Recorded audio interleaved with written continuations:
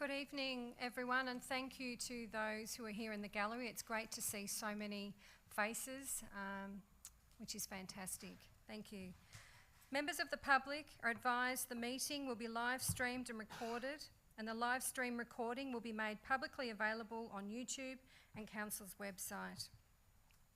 I'd also like to point out that Councillor Natalie Duffy is joining the meeting virtually, and you will hear her, but you will not be able to see her.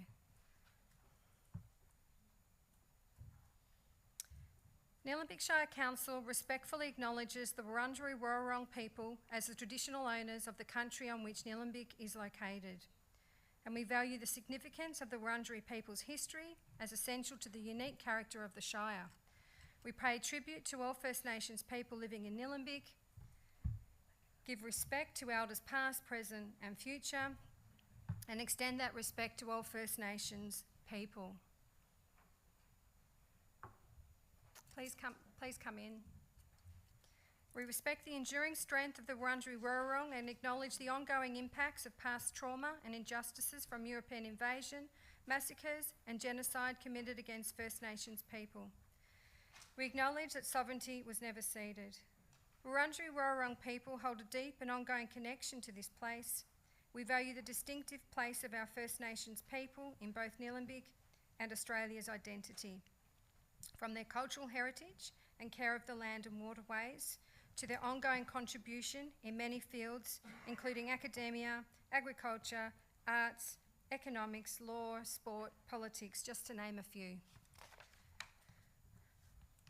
I'll now ask Councillor Perkins to read the Good Governance Pledge. Thanks, Mary.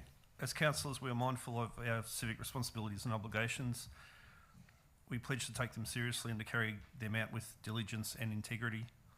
We know the decisions we take will affect the people and environment of Nilembic now and into the future. We undertake, therefore, to make sound and principled decisions of lasting value in the spirit of fairness and for the good of all.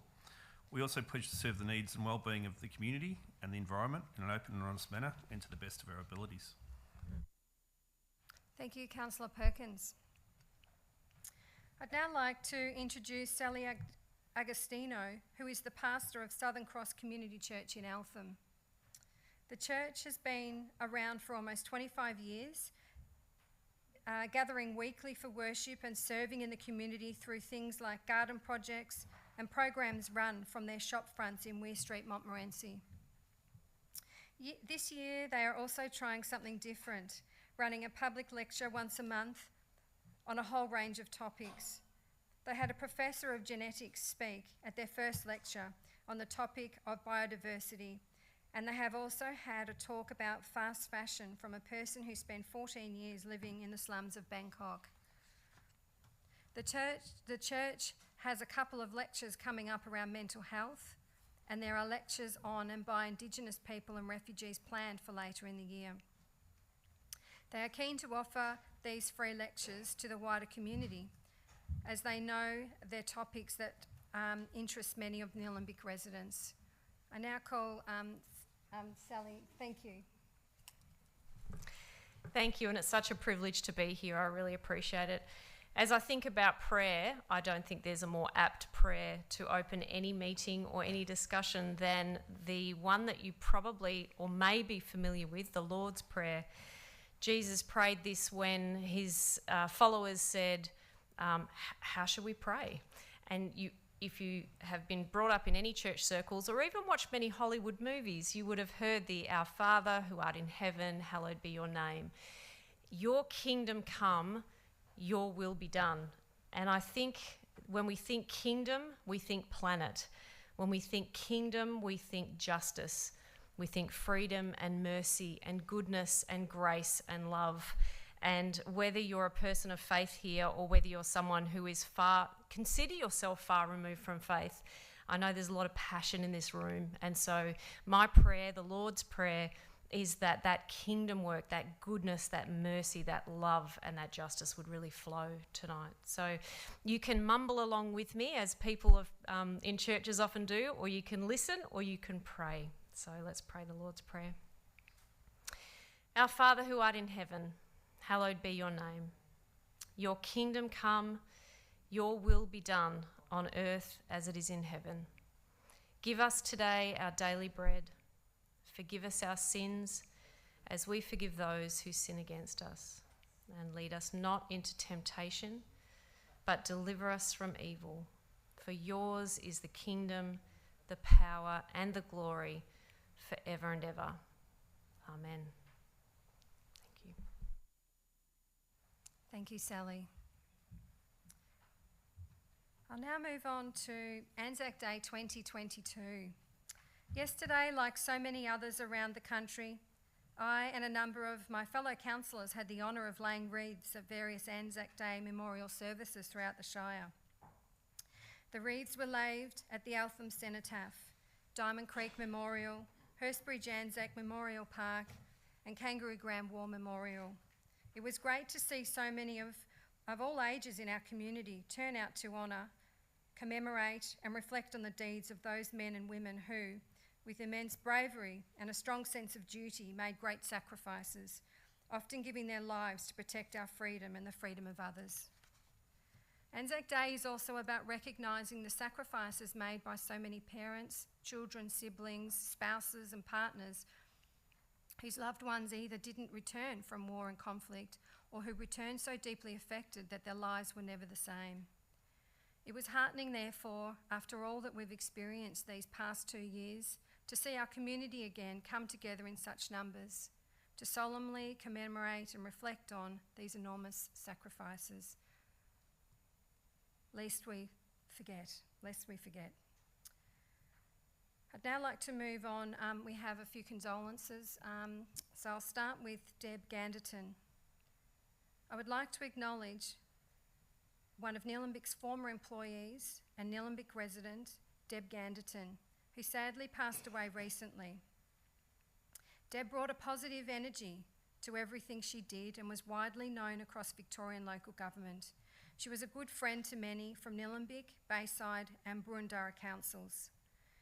In 2019, Deb was appointed CEO of Greater Metropolitan Cemeteries Trust and was much loved and highly regarded by staff, executive team and trust of the Greater Melbourne Cemeteries Trust. Deb was a leader in strategic communications, media and community and employee engagement. Her contribution to public life and the lasting impact she had on her peers was widely recognised and respected. Deb was also a board member of Montserrat Trust. Generally wonderful and a force of nature, Deb leaves an enduring legacy and will be missed by all. Our thoughts are with Deb's partner, John Henry, her family and friends. Glenn O'Donnell. I would also like to acknowledge long-standing Vic SES Nilembic Unit Controller Glenn O'Donnell, who passed away recently. Joining the organisation in 1988, Glenn dedicated 34 years to the service, the last 18 years as Unit Controller. Prior to this, he held the role of Deputy Controller for 10 years. Glenn championed the development of the Vic SES Nilembic unit, taking it from an ultra-basic 2-bay shed with a portaloo to a fabulous modern facility that it is today. Glenn participated in several working groups and task forces in his time, sharing and applying his in-depth knowledge and experience to achieve successful outcomes. His personal contribution in assisting his own community and beyond included Black Saturday bushfires in 2009 and demonstrated his exceptional commitment and compassion, taking annual leave from work when his volunteer leave ran out to further support Vic SES activities. Glenn was a Vic SES Life member and Emergency Service Medal ESM recipient. He was also a member of the Nilembic and Banyule Municipal Emergency Management Planning Committees. Glenn exemplified leadership, emotional guidance and passion for his volunteer work and continual support to others. At his funeral, a guard of honour was formed along Main Road, Eltham, a farewell befitting a man respected by all who knew him. Our thoughts are with Glenn's family, friends and work colleagues at this time.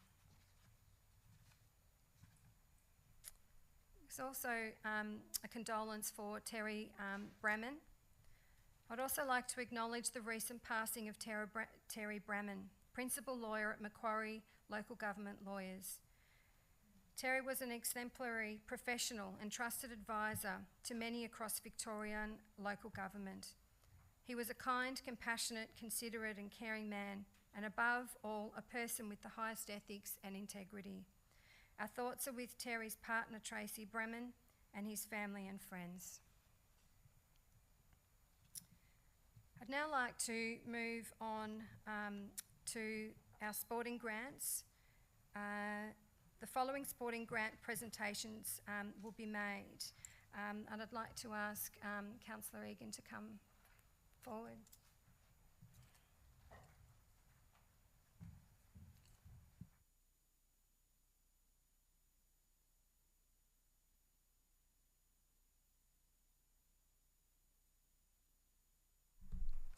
Thank you. First of all, we have Asher Andrews, who's from my ward. He's receiving a Sporting and Cultural Achievement Grant.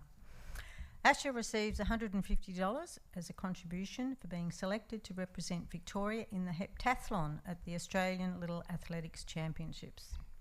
Asher is 14 years old. Would you like to come up here, Asher? Come on. And is in Year 9 at Plenty Valley Christian College. Asher started athletics in the under-12s, where he found a love of jumps, sprints and throwing.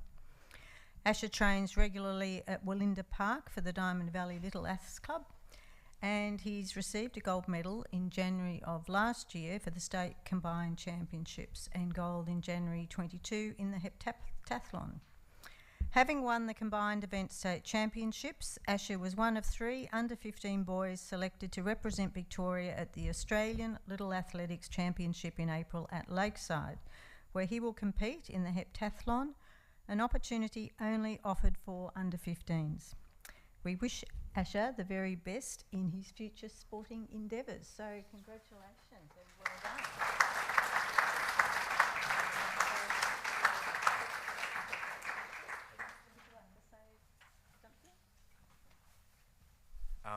Thank you guys for granting me this money. I'm sure it has been gone to good use as to pay for all the accommodation and food and physios that I've had to go through for the just recent weekend that I've just had for athletics.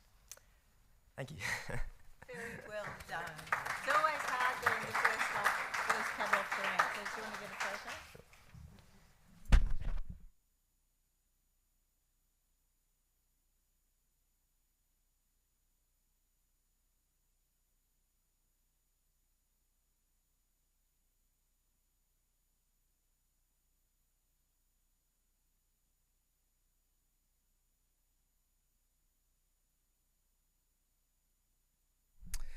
All right, it's my pleasure to announce that I have Lawson Fransman, part of Wingrove Ward, who is receiving also $150 as a contribution for being selected to represent Victoria at the 2022 Aucycling Junior Track National Championships in Queensland. Lawson, are you here? Are you in the house? Are you in the room? Come on up. So Lawson's 15 years old. He's been cycling for 5 years. I assume you've had sleeps and breaks in the last 5 years. Great. He's passionate about riding. He has been so for many years. Participated in the Great Victorian Bike Ride each year as part of his school's outdoor ed program. He also organised a national ride to school day for students when he was in primary school. Did you make him do 10 laps at the Oval when they got there? He trains 7 days a week, 5 days on the bike, 2 days in the gym. On Sundays, Lawson trains with the state team at Disc Velodrome. He's received a silver medal in the recent state championships in the individual pursuit and has been selected in the under-17 nationals. Lawson also won silver in the Victorian Interschool Sports Cycling Program representing Eltham College and a bronze in the Victorian Club Track Championships. Now, I also ride a bike every now and then, and it's people like you that make me feel inspired and look like Mary Poppins on my bike as you fly past. So congratulations. We wish Lawson the very best in future sporting pursuits. Congratulations.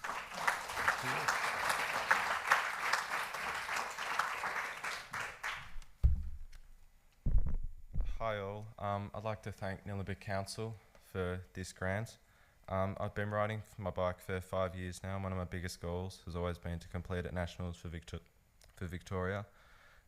This dream came true when I won silver at the state championships back in February, and I was selected for the Victorian state team. Being able to participate at nationals in Brisbane was one of my biggest dreams and one of my biggest goals. It was an amazing achievement for me, and I competed and won the bronze medal in the team pursuit. So yeah, thank you, Nilembic Council. Hang on, have a photo.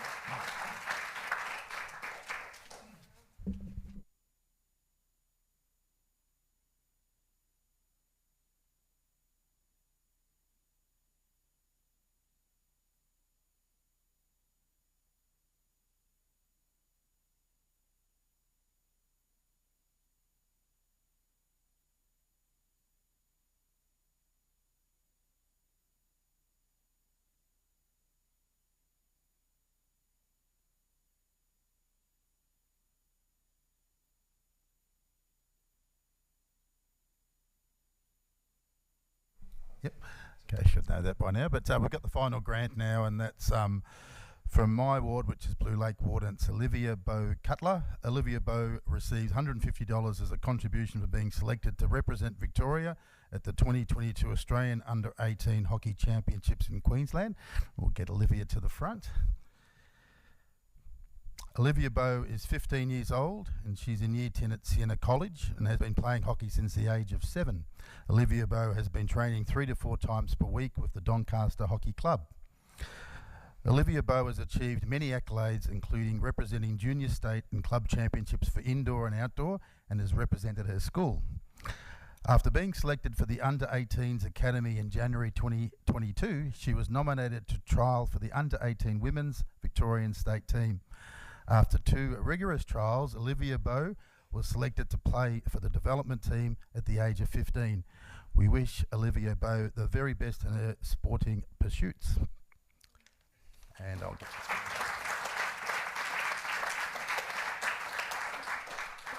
Thank you. Earlier this month, I was lucky enough to represent Victoria in the Under-18 Championships. It was a great opportunity as a 15-year-old to play some amazing players across Australia and experience new levels of the sport. So thank you very much, Nilembic Council, for supporting my journey. Thank you. We'll just get a photo with the mayor.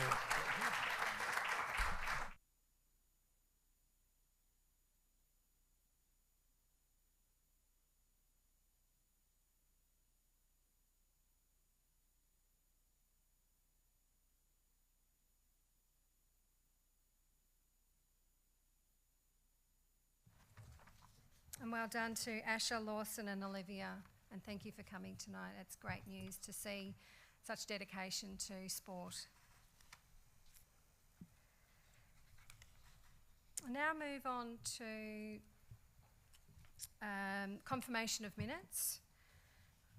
Do I have... Happy to move that. Thank you. Mayor. I'd like to move the recommendation as per the papers.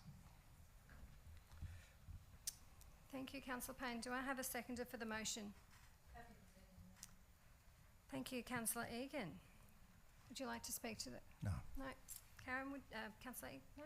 I'll put the motion to the vote. All those in favour? Thank you. That's unanimous.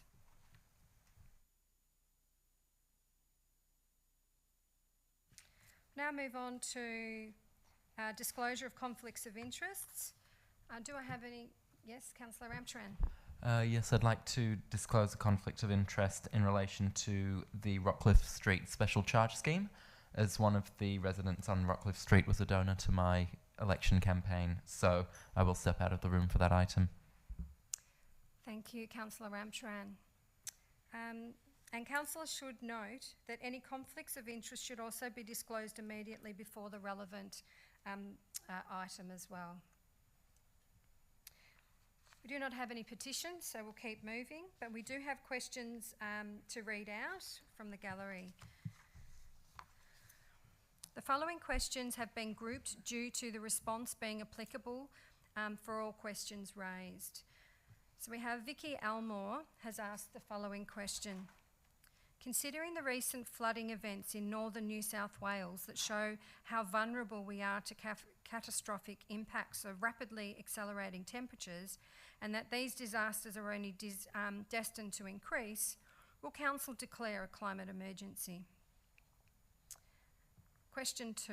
With the urgent need to reduce emissions due to being at a stage where every emissions matter, will Council set a target of net zero community emissions by 2030?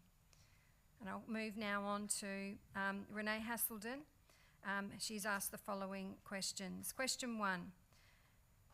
Many other councils have already declared a climate emergency. Why hasn't Nilembic Council already done so?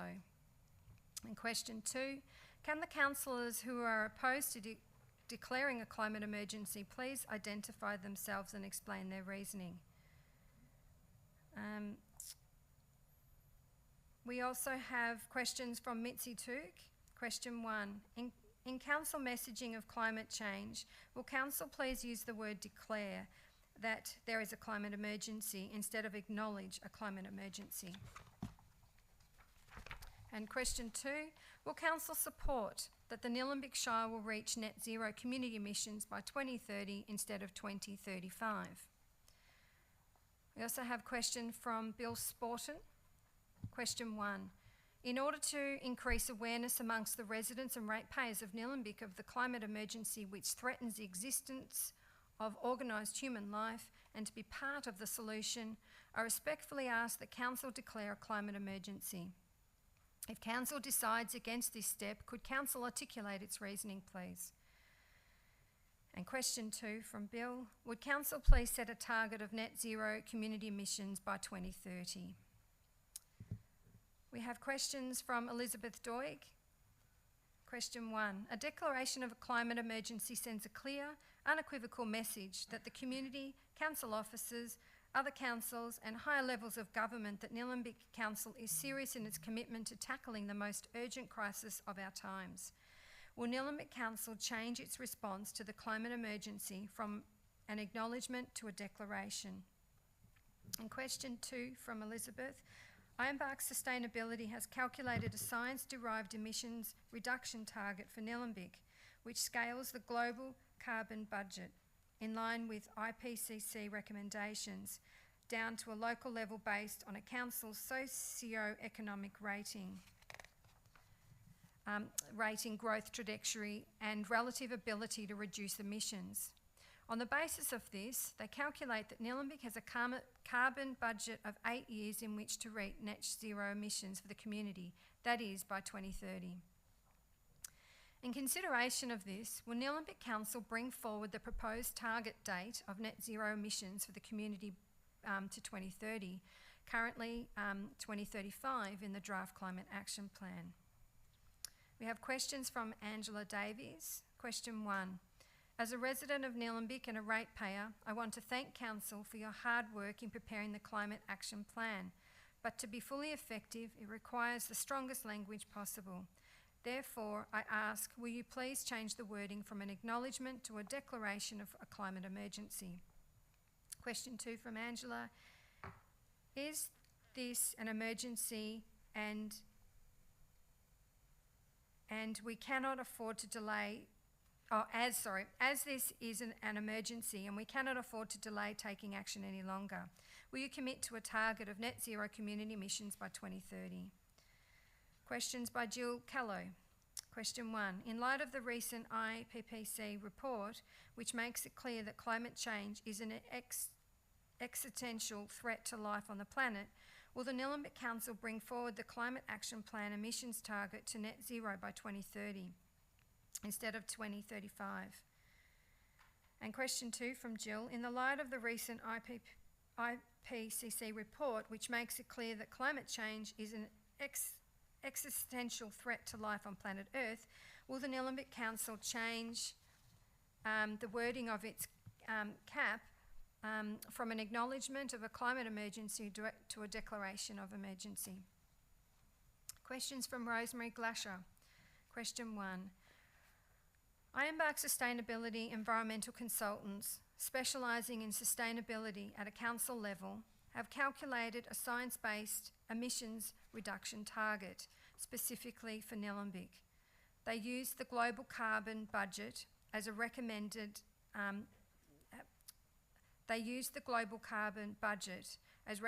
by the IPCC, along with Nilembic's socio-economic rating, growth trajectory and ability to reduce emissions. They found that Nilembic has a carbon budget of 8 years to reach net zero emissions for the community, in other words, 2030. Will Nilembic Council therefore bring forward the proposed target budget of net zero emissions for the community to 2030 rather than the currently proposed 2035? And the second question from Rosemary, a declaration of a climate emergency would make a stronger statement than the more passive sounding acknowledgement. It would tell the world that Nilembic Council is serious about tackling the most urgent crisis humanity has ever faced. Will Nilembic Council change its response to the climate emergency from an acknowledgement to a declaration? Just need to have a drink.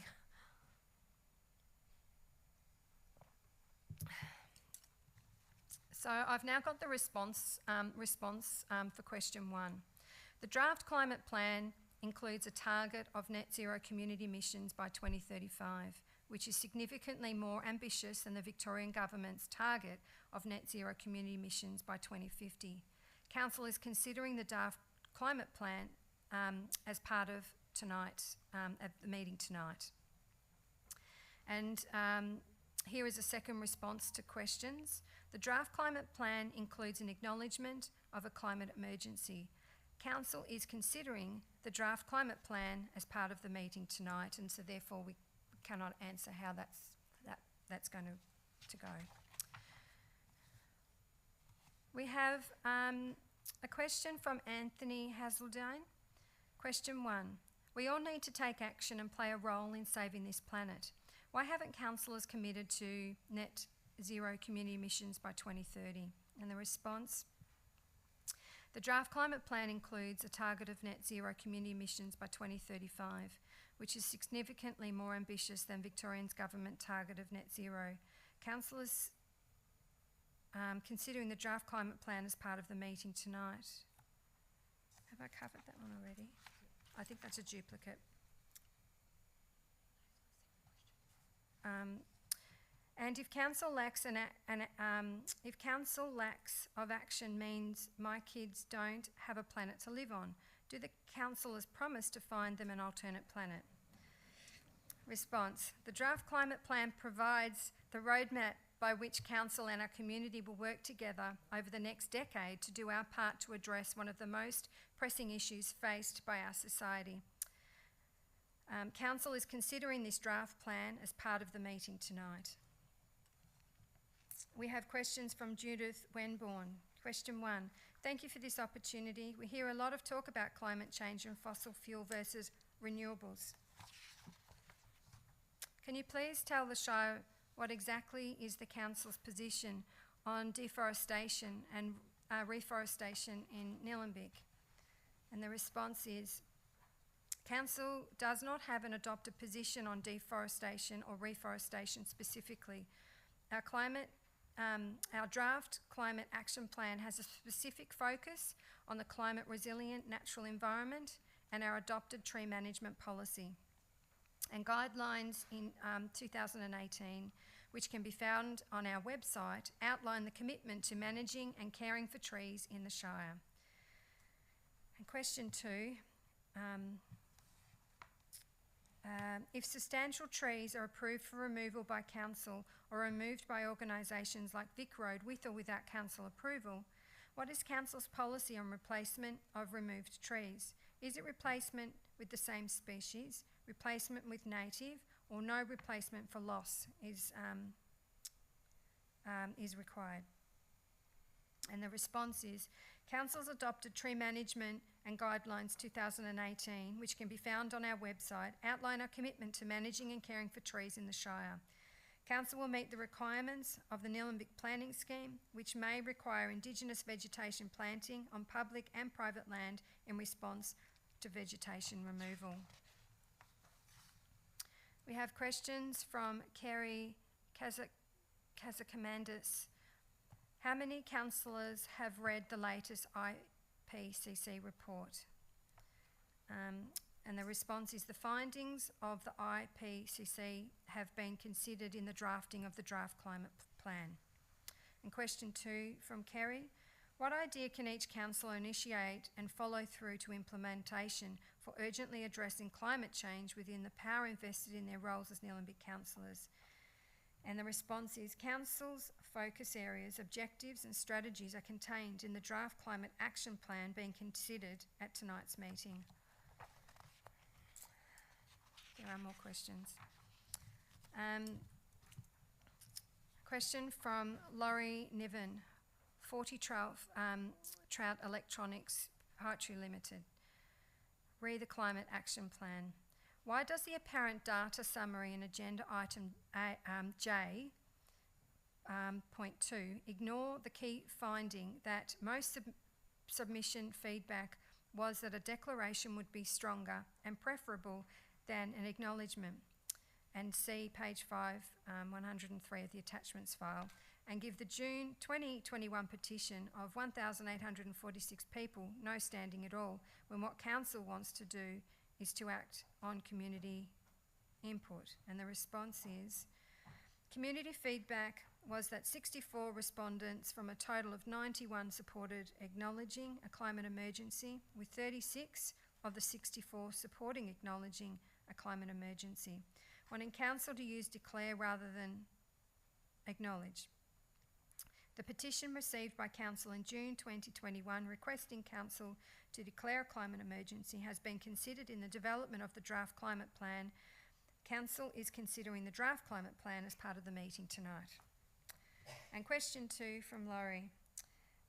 By what actual deadline would the zero emissions transition roadmap be drafted? And the response is, the climate plan will be delivered via an annual implementation plan which will be published on Council's website each year. Preparation of the Council's Operation Zero Emissions Transition Roadmap will commence in Year 1, 2022 to 23. Question from Jeff White. Question 1. As the pandemic forced thousands of kids in Nilembic Shire to willingly sacrifice 2 formative years of their have I read that one? No, lives in order to protect other mostly vulnerable aged adults from COVID-19.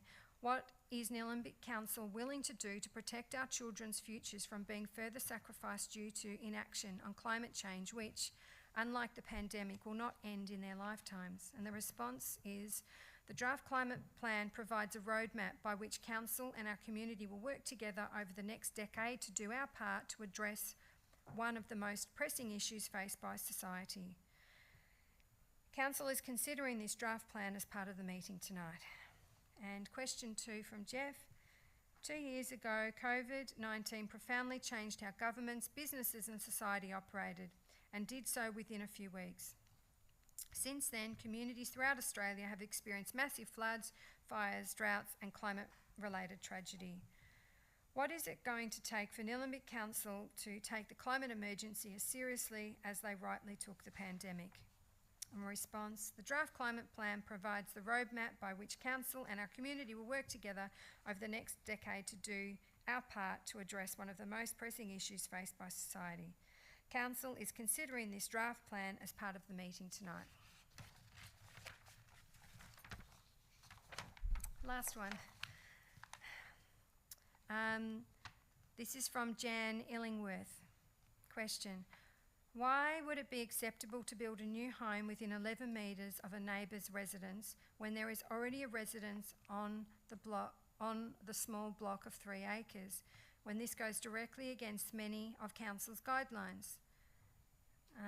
Question in relation to 180 Menzies Road, Kangaroo ground planting permit. And the response. The planning controls affecting the subject site include the Rural Conservation Zone Schedule 3 and the Bushfire Management Overlay.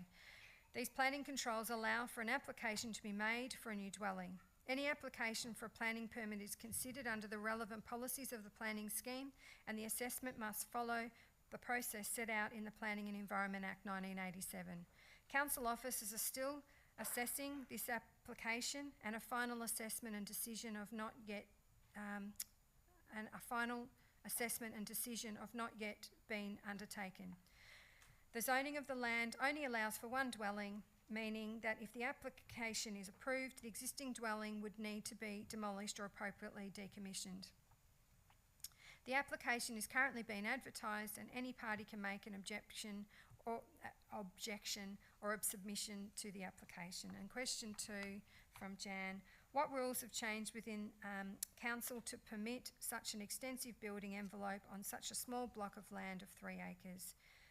Again, related to 180 Menzies Road, Kangaroo ground. The response: planning controls affecting the subject site include the Rural Conservation Zone Schedule 3 of the Bush Fire Management Overlay. These planning controls have not changed. That comes to the end of the questions. I do need to have another drink first. Okay. Just need to get my paperwork in order.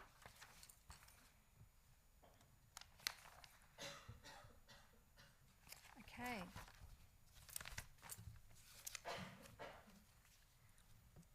So we'll now move on to item 11, reports of advisory committees. And Councillor Duffy. Yes, I'm happy to move that. Thank you, Mayor. Thank you. Is that the minutes of the advisory committee meetings in attachment 1 reported be noted. Thank you, Councillor Duffy. Do I have a seconder for the motion? Happy to second that.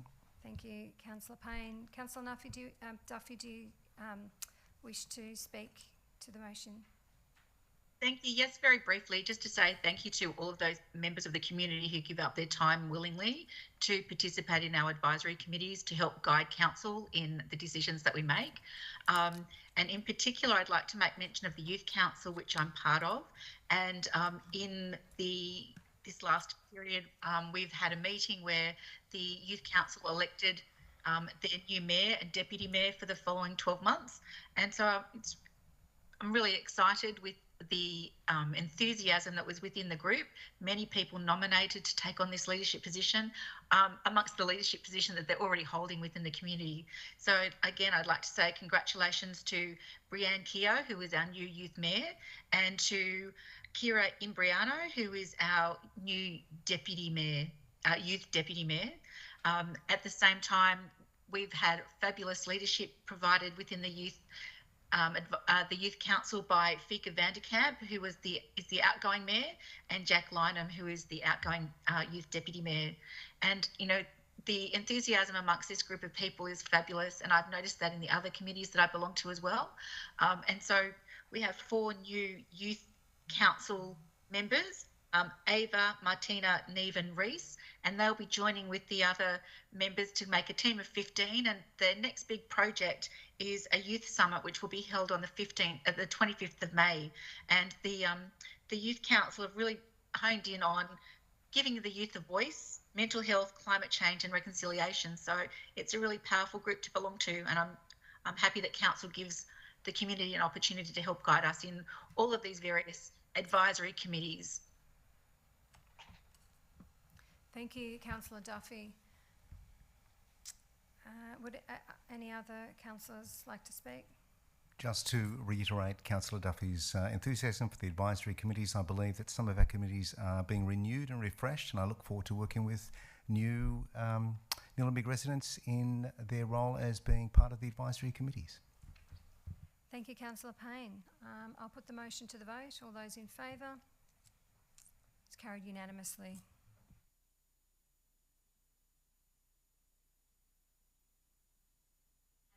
Speak as well, Mayor? No, I can see your hand. Thank you. Yes, I can see you. That's fine. Thank you.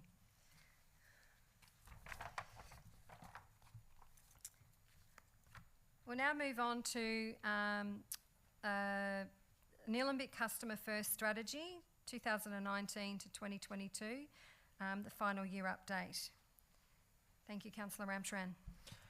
Yes, I'd like to move that Council 1 notes the report which highlights the 4-year implementation and delivery of the Nilembic Customer First Strategy 2019 to 2022, and 2, notes that a future report be presented to Council in late 2022 on the next version of the Nilembic Customer First Strategy Action Plan to replace the expiring 2019 to 2022 strategy document.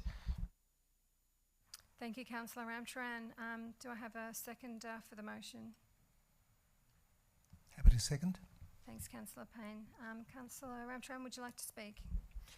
Yes, thank you. It's really good to see us reach the end of this strategy. You know, we've had 4 years and pretty much all the actions have been implemented. We've had a fantastic team of officers working on doing that, so I'd like to thank them all for their work. I think there has been some improvement.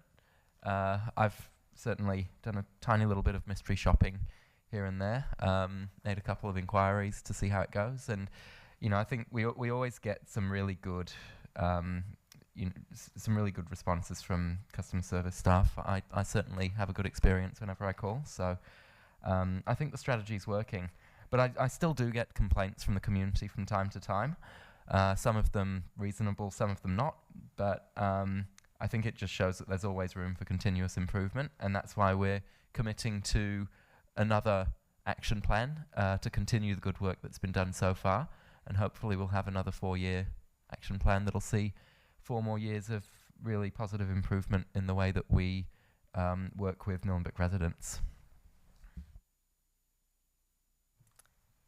Would you like to say something, Councillor? I just wanted to reiterate Councillor Ramcharan's comments and thank the team for putting this together, and just point out that, of course, when they say customer first, no one's pretending that all the residents of Nilembic are purely there on a monetary basis. It's the terminology used across a number of industries, including healthcare. When we say customers, we mean people, and it's a people first strategy. Thanks. Thank you, Councillor Payne, and that is so true. And I think within any organisation, we can't be 100% perfect either, but I think it's in the way you respond to that issue or concern that comes up, I think is just as important. Would any other councillor like to speak? Councillor Duffy. Thank you. Yes, this is a really important strategy. Putting people at the heart of council is really important to me. And in this strategy, the things that I really like is that, you know, the council's vision is that Nilembic services are easy to use, and we will ensure that they will be customer focused or people focused, as Councillor Payne has just mentioned, at all times in an environment where all customers be treated with care and respect. Care and respect is really important to me, and it's important to our community. The customer commitments, the 4 of them, the very words that have been chosen to embody this strategy are really important. The first one is empathetic. We listen to our customers, understand their needs and concerns, and we put ourselves in their shoes. So we listen to the people of Nilembic, whether they're ratepayers, whether they rent, whether they use our services, whether they're children, whether they're older. You know, it's about listening to people and feeling, putting ourselves into their shoes, that we're consistent. And that's been defined as our customers are provided with accurate information and consistent experiences across council and all its customer channels by knowledgeable and supportive staff. And I do need to commend our staff because they do the best that they can, and they have their best intentions at heart. Effective. We understand our customer journey, and we design and deliver our services to deliver quality outcomes and reduce duplication and repetition. And as Councillor Ramcharan mentioned a few moments ago, this is a process of continual improvement. So we do expect that there will be times that we can do better. The 4th pillar here is simple. All customer processes, documentation, information and contact channels are easy to follow, are seamless and require as little time and effort from the customer. I think that's a really great place for us to remind ourselves of what it is that we as councillors and our council officers are trying to commit to the community, that we as an organisation will be empathetic, we will be consistent, we will be effective, and we will be simple. So I would just like to thank the staff that are involved in all of the customer facing roles that do their best every day, the people who pull together these reports and strategies for the community, and for those who support those who aren't customer facing but know that their role is important because it helps to deliver a service that is needed within our community. Thank you, Councillor Duffy. Would any other councillors like to speak? No, and apologies, this is where I should have said my few words after all councillors, so apologies for jumping the gun before. I'll put the motion to the vote. All those in favour? It's carried unanimously.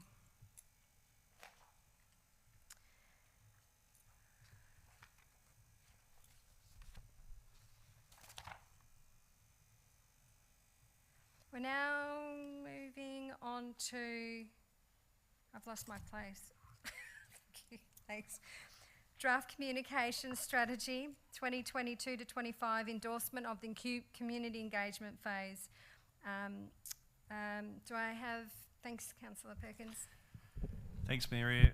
I'll move that Council endorses the Draft Communication Strategy 22 to 25 as per Attachment 1 for the purposes of public exhibition and community feedback. 2, invites written submissions on the Draft Communication Strategy to Council by 25th of May 2022, and 3, considers public submissions at the planning and consultation meeting to be held on June 14, 2022.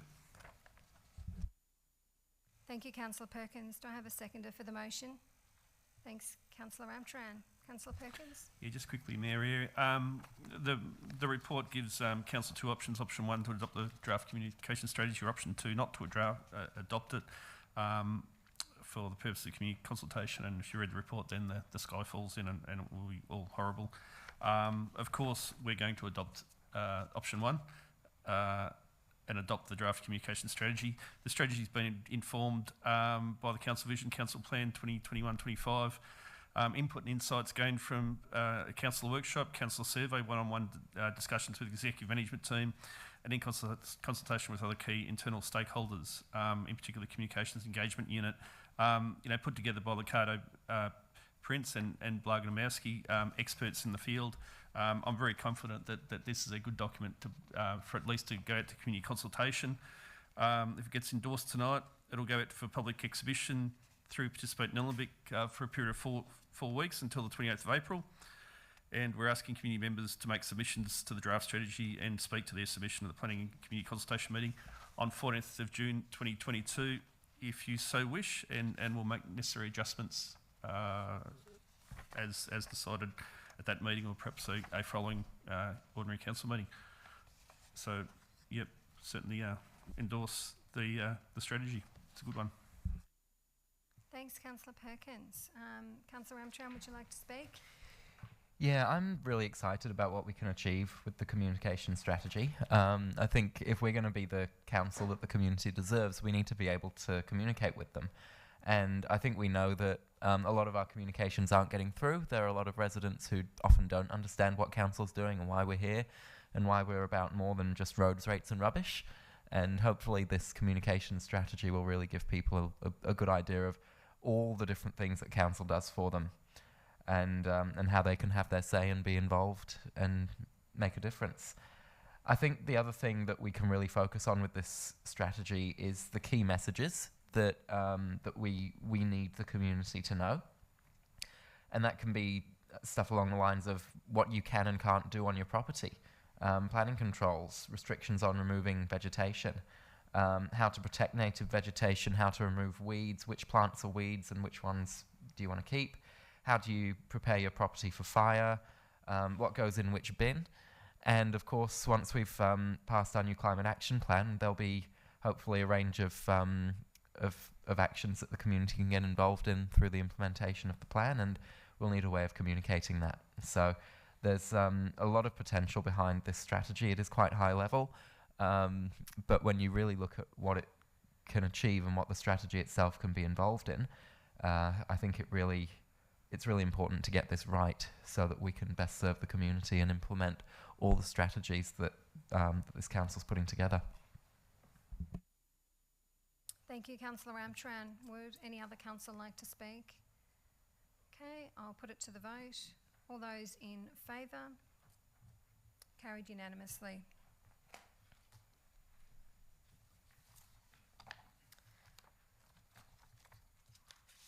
Move to the item that I think most of the people in the gallery are here for, is the Climate Action Plan 2022 to 2032. And I just want to say that if your entrance all at once was to catch attention. It did, and it really distracted me from what I was doing. So your point was made. So welcome to everyone that's here. Councillor Payne? Yes, I would like to move an alternative motion that Council 1 endorses a declaration of climate emergency. As a Greenwich Shire, Nilembic Shire is acutely aware of the multiple threats facing all communities and ecosystems as a result of climate change. This requires urgent action by all levels of government, including local government. Council therefore declares a climate emergency, commits to a climate emergency response, and will proactively integrate climate change mitigation and adaptation into all council actions. 2, endorses the Climate Action Plan 2022 to 2032, Attachment 1, and any mention of acknowledgement or acknowledge be amended to declare in that attachment. 3, receives a Year 1 Climate Action Implementation Plan 2022-23 for endorsement at the June 2022 Council meeting. And 4, receives an annual update on the implementation of the Climate Action Plan 2022 to 2032, and that a summary may be provided to the community on Council's website and in Council's annual report. Thank you, Councillor Payne. Do I have a second for the motion? Thank you, Councillor Amcharan. Councillor Payne, would you like to speak to that? Yes, please. This is one of 2 hot button issues that we'll be discussing tonight at Council. And I just wanted to point out that a lot of work's been done already for the Climate Action Plan. I want to thank Lisa Piddle, particularly Yalmar Phillip and the entire team for the work that they've put in gathering evidence and keeping stakeholders informed. It's a huge task, and it's a task that's important to the Shire, obviously. Why a declaration? Because I think the science is in that we need urgent action on climate change, and it requires a clear signal from local government, and this is the signal that they're looking for, that this is a declaration. It's the strongest way we can let government know that it's a serious issue. It was a clear response to the Climate Action Plan. We had over 80% of respondents say that this is what they want. They want a strong declaration to take strong action, send a message, and particularly informed by the fires and floods and unpredictable weather that we have seen across Australia and quite often in the Shire itself. We need to mitigate our input by reducing emissions through changing our habits and our energy use. And in terms of that, Council is looking to mitigate and adapt. We are developing a renewable energy program in that transition. And we're moving to renewable energy and to support electric vehicles, to fit solar panels to council buildings in order to generate renewable energy and hopefully develop robust baseline data. The targets are less clear, and while I appreciate that many of the people in the room would say that the targets are clear, it's actually a very, very difficult thing to separate Nilembic from the rest of the globe. And global issues have been hit tonight, sometimes on a remarkable level and insane level. The idea that we need to pick another planet is kind of nutty, but I understand the passion behind it, and the declaration, I believe, sends that message. We are looking towards a zero waste and circular economy. We're celebrating the same values that we would hold our grandparents as being strong: waste not, want not, you recycle, only use what you need. And we are in the process of developing community batteries, microgrids with solar rebates, solar buying schemes, and making EV stations visible to the community. We have a number of budgets that this council has to deal with. We have a financial budget, which is clearly set out. Ironbark Sustainability tells us we have a carbon budget, and we have a patience budget as well within residents of the community. Some who say you've gone too far, and some who say you have not gone far enough, and we have to weigh up all of those different budgets in the community. Someone did point out we're made of carbon.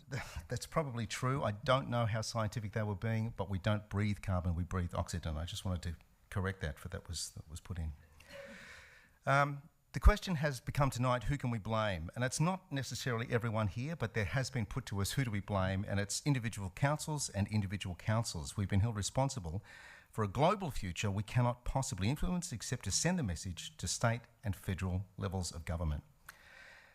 It's been brought back to us on a planetary scale, and the advice I have been given is that enforcement would be very, very difficult to enforce in terms of actual emissions targets, measuring the targets and enforcing those targets at the community level. I believe we can declare, I believe we can promote change, but we also have to represent a range of views. And on that basis, I believe the targets are ambitious, as they are, and I hope achievable. Thanks very much. Thank you, Councillor Payne. Councillor Councillor Duffy, you've got your hand up. You wish to speak? Yes, I wish to put forward another alternate motion. Can I just clarify, is that an amendment to the motion?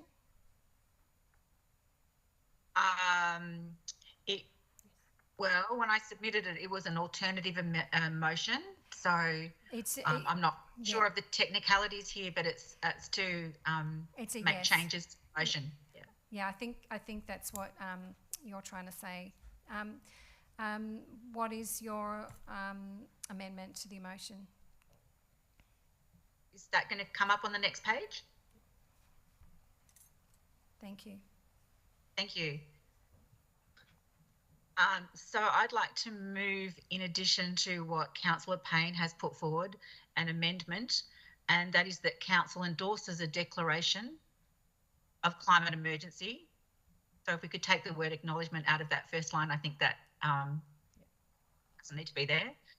As a Green Wedge Shire, Nilembic Shire Council is acutely aware of the multiple threats facing all governments, all communities and ecosystems as a result of climate change. This requires urgent action by all levels of government, including local government. Council therefore declares a climate emergency, commits to a climate emergency response, and will proactively integrate climate change mitigation and adaptation into all council actions. The extra point here is that Council endorses a council emissions target of net zero by 2030 and a community emissions target of net zero by 2030. Point 3, endorses the Climate Action Plan 2022 to 2032, attachment 1, with the amended community target of 2030 instead of 2035, and any mention of acknowledge be amended to declare in the attachment. Points 4 and points 5 remain the same as the original officer recommendation and that of Councillor Payne. Thank you, Councillor Duffy. Is there a seconder for? Thank you, Councillor Ramcharan. You actually can't second the motion because you seconded the first motion. I had my hand up to second the first motion, but you called out Councillor Ramcharan's name, Mayor. I'm not quite sure whether you saw me at that time.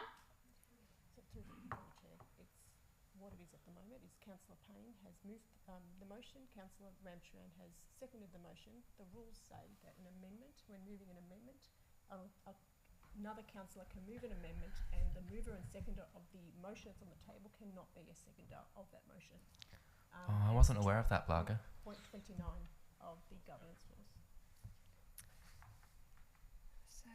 Okay, so in that case that Councillor Ramcharan, who had offered to second this motion, is ineligible, I'm wondering if there is another councillor who might be Point of order.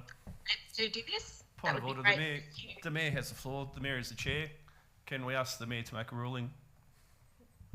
Maybe the Mayor might step out of her chair for the moment to do this.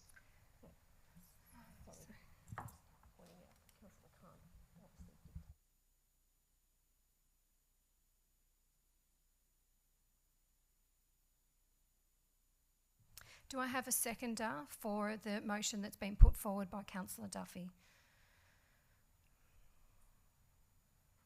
As there is no seconder for this motion, it lapses and we go back to the motion put forward by Councillor Payne. And so we can continue now.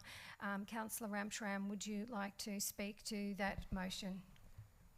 Thank you, Councillor Eyre. I'm very sorry that we weren't able to make the amendment proposed by Councillor Duffy. Sounds like a bit of a catch-22 where we would have been, if Councillor Duffy had seconded Councillor Payne's motion, she wouldn't have been able to move the amendment, and if I'd seconded it, then I wouldn't have been able to second the amendment. And due to something in our governance rules, that has limited us from changing the targets. But let's focus on the positives. we've got a really strong plan here in front of us. I'm 26 years old. I'm going to have to live in whatever future we create today. And I'm really dreading what my retirement might look like and whether I will get a retirement at all. And I can't imagine what it must be like for people who are even younger than me. So there really is a need to take strong action. I fully support the change to a declaration. I think we really need to send a strong message. And I know all the councillors have worked really hard on coming to a position on this, and it hasn't been easy. But we will not be able to reach our targets without the government pulling their weight. So a huge part of this plan has to be advocacy. We have to advocate to state and federal governments. And by making a strong declaration, that's how we do that advocacy. In terms of the targets, which unfortunately we haven't been able to amend them, but that again would have been a really strong advocacy statement, and I'd just like to congratulate Councillor Duffy for moving that amendment, and I'm very sorry that it didn't get up, but she did work very hard on putting that together and trying to make sure that we'd be able to do it, but that is not the way it's worked out. Councillor Payne has already listed he's done an incredible job listing everything that the plan will achieve. But we've all been involved throughout the process in writing the plan. We had weekly or monthly meetings. I think it was Wednesdays in the late afternoon. Once a month, we'd all sit down in this chamber and work together to write this plan. And all councillors were here. All councillors had input, and I think we all gained an understanding of how incredibly important this is. The plan is quite high level, but we have an implementation plan coming along, and that will guide us for the next year to really put us in the right direction and give us some strong and bold actions that we can take. And we've also, in our budget that's out for consultation at the moment, we've proposed significant funding for both climate-related infrastructure and implementation of this plan. So the work is going to be done. The intention is there. And while the target may not be exactly what we want, we have a strong plan, and we will be calling on all levels of government to help us reach the best we can in terms of net zero. Thank you. Thanks, Councillor Ramtran. Would any other councillors like to speak to this motion? Thanks, Councillor Perkins. Look, I was initially quite comfortable with the word acknowledge, and I think that the draft plan is a good plan. Community feedback from people who are going to take the greatest carriage of this plan in the community have said strongly that they would like to declare. I'm not going to dig my heels in on this one. I think Councillor Payne and Councillor Ramtran have made solid points. I think Councillor Ramtran saying the target is not exactly what we want. I don't think that's a statement of fact, because the fact is that if Councillor Duffy had have got a seconder, it goes to debate. But if a motion or an amendment can't get a seconder, that's sending a message that the targets are exactly what we want as a council group if this motion gets up. So it's they're ambitious targets, and they are what they are. Those targets that were put out for community consultation, we're certainly changing the wording from acknowledge to declare. I don't think it's a big change. There's members in the community that certainly think it's a big change, and I'm happy to defer to those, the people who are most passionate about this issue, and I'm comfortable with declaration, so support the motion. Thanks, Councillor Perkins. Would any other councillor wish to speak? Thanks, Councillor Stockman. Thank you, Mayor. I won't be supporting this motion, and I'd like people in the chamber today to understand that everyone's got a difference of opinion. And with this, I don't think there's many people on this planet that want to destroy the planet, and it's good to bring people along for that journey. And I think the word acknowledge actually brings people along for that journey to do the best we can do for our planet. What I know about Nilembic, landowners, we love the land, we love where we live, that's why we choose to live here. It's a great place, and I don't think there needs to be such strong words. I do, with Councillor Payne, I actually do thank him for putting the motion up, and it is against the officer recommendation, and we don't always have to go with the officer recommendation. There's, we as councillors can change things, which this could be changed what the officer recommendation was with this new wording, and I hope in future items on the list today that can happen as well. Thank you. Thank you, Councillor Stockman. Councillor Egan.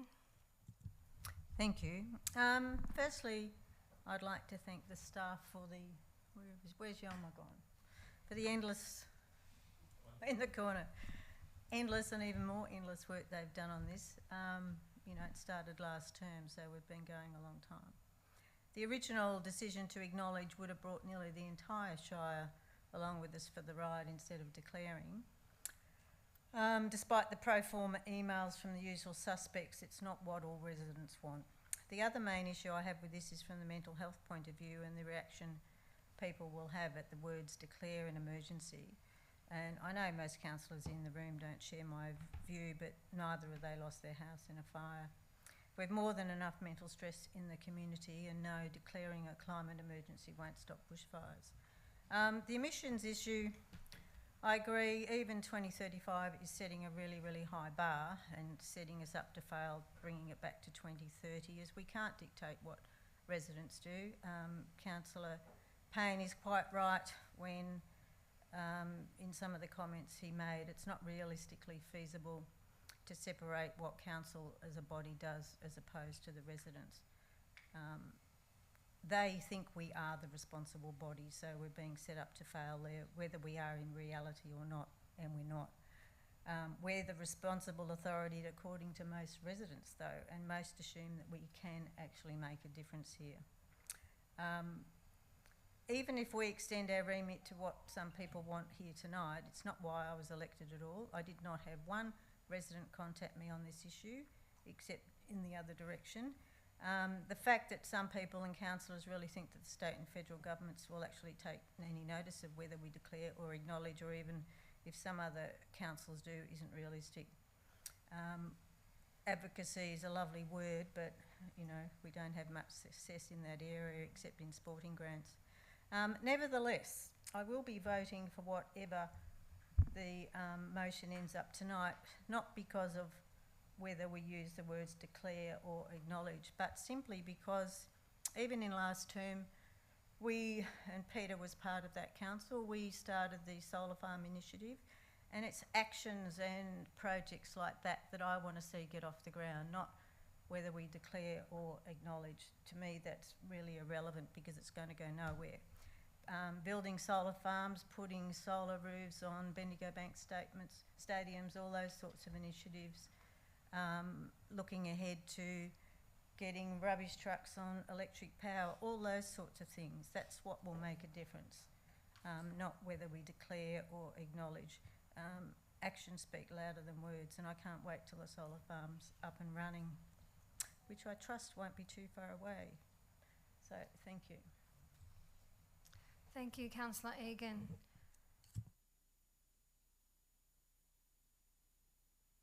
Councillor Duffy, you've got your hand up. Thank you.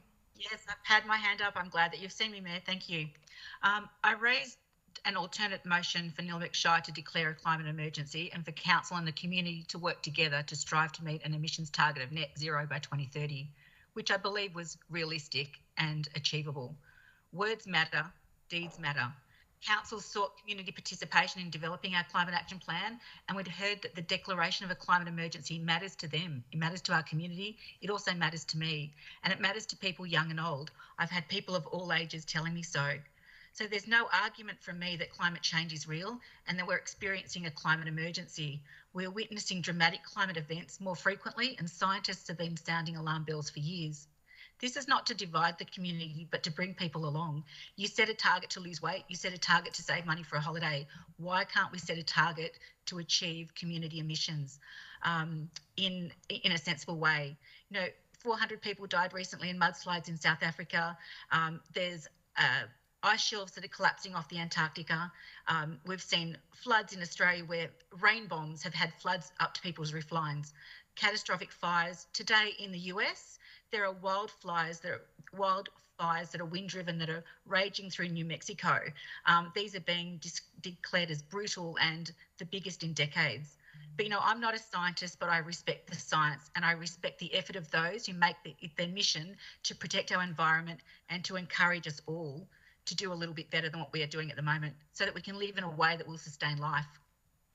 On the morning of Black Saturday in 2009, I recall hanging the washing out early in the morning and feeling the extreme heat, oblivious to the tragic events that would take place later that day in Nilembic and surrounds.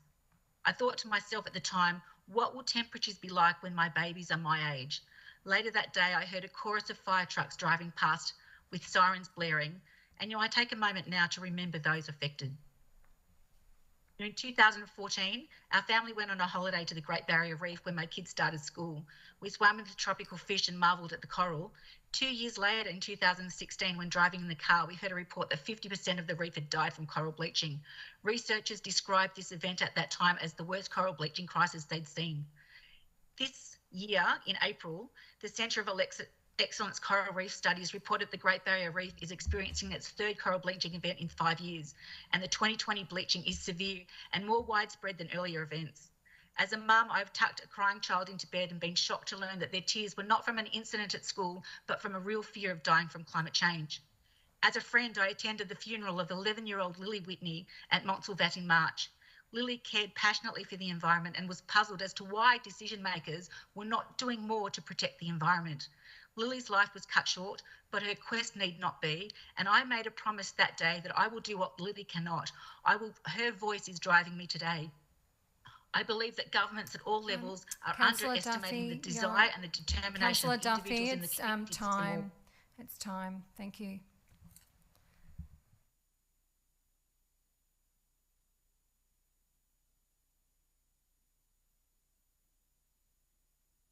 Councillor Payne, would you like right of reply? Just to say that while I understand the pressure being placed on councillors at the moment, I just want to point out that everyone in the chamber arrived courtesy of fossil fuels, and we are all in this together. We are all learning how to transition from old habits to new ways, and it's going to be a painful process. We get that. It can't just rely on technology. It has to rely on a commitment by the community to say this is important enough that we need to change. That's all. Thank you, Councillor Payne. I will now put the motion to the vote. All those in favour? Okay, all those against? Thank you. Division. Division. No, it's carried. So all those in favour? It's Councillor Perkins, Ramcharan, Payne, Eyre, Egan and Duffy. All those against? Councillor Stockman. And the motion was carried. Thank you.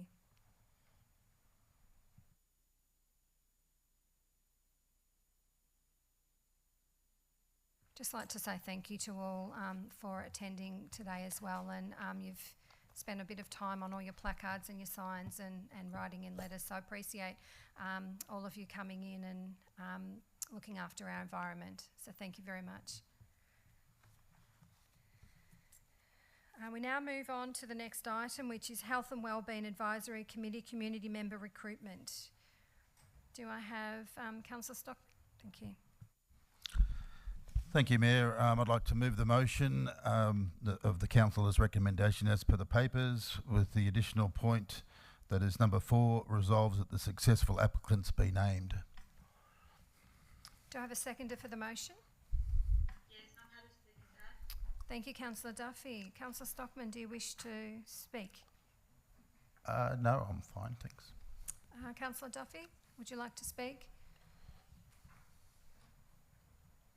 Yes, I would just like to say a heartfelt thank you to the people on the Health and Wellbeing Advisory Committee.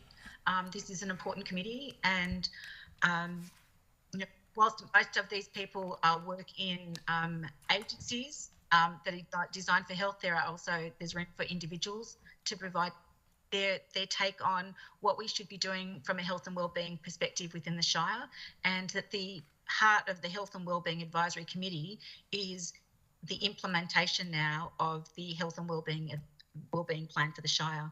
So again, thank you to those who give up their time to be able to help us do these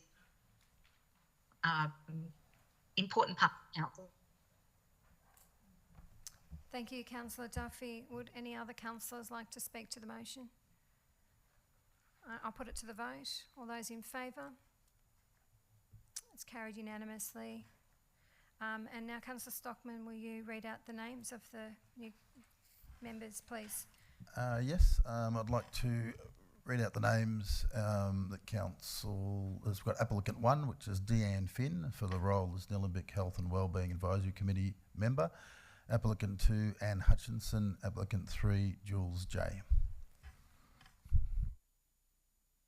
Thank you, Councillor Stockman.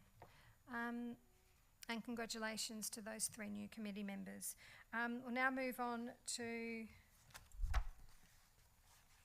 the draft Arts and Culture Strategy 2022 to 26, endorsement of the community engagement phase. Do I have Councillor Payne? Thank Yes, Mayor, I'd like to move the motion that Council 1 endorses the draft Arts and Culture Strategy 2022-2026 as per Attachment 1 for the purposes of public exhibition and community feedback.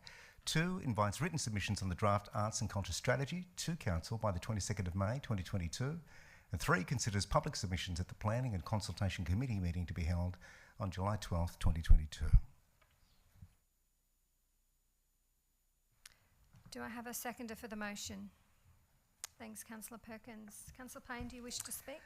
Just to say that arts and culture is important in the Shire. It's different to sport. It's great that we've got such an active sporty community. That's wonderful. Arts and culture is another part of that community and also needs support. It's how we express ourselves. It's how we challenge each other with ideas. It's how we lift our existence above just basic survival.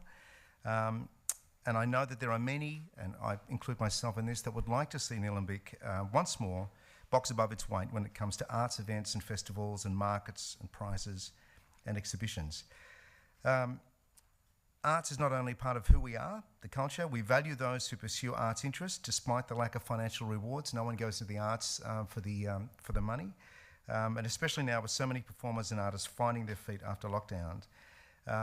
Arts and culture lets us explore possibilities for the future and the past. It lets us connect with different parts of the community, also First Nations people in the community, particularly right now. And it may be of interest to know that there are more arts workers in this country than agriculture and mining combined. So while they don't necessarily earn the same money, they are out there and they are very, very, very much part of that community. This strategy is based on clear outcomes. It's based on evidence and measurable objectives. And it's based on values that we can disagree about what's important. We can challenge each other. We can still remain a connected community. We can have these discussions about what is important. We've had those tonight. And just a word on arts communities. They don't happen because councils plan them. They happen because like-minded people will always live in close proximity to each other because they can afford the rent. And as it happens, arts communities happen that way. They usually find somewhere where they can afford to live. They support each other's values, and that's how the community grows. And councils may not start that, but councils can support those communities. And I think we have a responsibility to do exactly that, to encourage those people who want to develop the arts and culture side of Nilembic to do exactly that, and to encourage the rest of the community to take part. So we can hopefully build on local energies and make arts and culture not only survive but flourish. Thanks very much. Thank you, Councillor Perkins. Councillor Payne. Councillor Perkins, would you like to speak? Yeah, thanks, Mayor. Yeah, certainly be interested to read and hear the feedback from community on this strategy. When I think about arts and culture, I consistently think of some of the great spaces that we have that are underutilised, and I think it's a real challenge for this council to make sure that spaces like the Outdoor Performance Centre just down the hill from us here are fully utilised. It was a space that was targeted by officers of the day to be bulldozed about 6 years ago, and fortunately we're able to save that facility and actually improve it with a nearby playground and making public toilets down there accessible to the public. But I think it's a great venue, and I think it would really help to bring the community of Apollo Parkways together. And you know, I hope that activating of spaces like that and the others in the Shire, I'm sure that that are supposed to be arts and culture spaces that perhaps aren't activated to the extent they should be. The former Diamond Valley Shire, which this was at the Chamber, they had a vision about arts and culture. They built that library some 30 years ago, and that was an art space, and the adjacent Diamond Valley Outdoor Performance Centre was built about that same time. And if you read the plaque that's down there now, it talks about what's there now was stage 1. So I'd love to see the plans what stage 2 envisaged. I would imagine it would have been a shelter or something like a mini version of the Sydney Mire Music Bowl. But why can't we, Nilembic, have some performing arts down there? Why can't we have some open air concerts and in other places as well? Grey Sharps Road, it's encouraging to see that a master plan that's being considered at the moment has an amphitheatre. Certainly places in Diamond Creek, some of those open creek spaces, you know, Shakespeare in the Park and concerts would be great, you know, particularly over the summer period. So, you know, certainly endorse the strategy and look forward to community feedback on this one as well. Thank you. Thanks, Councillor Perkins, and I got your name right this time. Would any other councillors like to speak? Thanks, Councillor Duffy. Thank you. Yes, I'm endorsing the arts and culture strategy as well. I think it's great that council and our community are passionate about arts and culture, and I look forward to hearing the submissions by people. I agree with the comments that have gone before, and I'd like to see more art in terms of murals around the Shire. We've got lots of spaces that could do with makeovers in a very artistic way. And looking at art, art is something that is spontaneous. You know, we'd be great to see more art in public places along our trails, etc., but also art of meaning. So, you know, and when opportunities come up, I'd like our community to jump on board. And one of the things that's available at the moment, and I know we've got lots of arts and culture lovers in our community, is that the Wurundjeri have discovered that 2 pieces of invaluable artwork created by Wurundjeri artist and Narragansett headman William Barak, who lived in 1824 to 1903, are up for sale at Sotheby's in New York. They're on auction on the 25th of May. This is just before Reconciliation Week. The 2 pieces of artwork include drawings of figures in possum skin cloaks and a shield, and Barak's artwork rarely appears at auction. So the Wurundjeri need our help, and this is an opportunity for us to both, as a community, show our love for arts and culture and our respect for Wurundjeri by, you know, volunteering for those that would like to contribute to their Wurundjeri's GoFundMe campaign, which is completely tax deductible as well, to help them raise the money that they need to buy back William Barak's paintings. In 2016, an opportunity came up for a drawing. They fell short of that. They said it was like a hole in the heart because they couldn't bring back their elders' works to be on country. They don't want that to happen this time. They're asking our community and all communities to be able to help them in their fundraising so they can bring these 2 pieces of artwork back to country to be shared with Wurundjeri people and all Victorians. So, you know, arts and culture means a lot to everybody. Yeah, Councillor Duffy, I just want you to get back to the motion that we're talking about, please. Well, I was, and I'm saying that arts and culture is important to our community.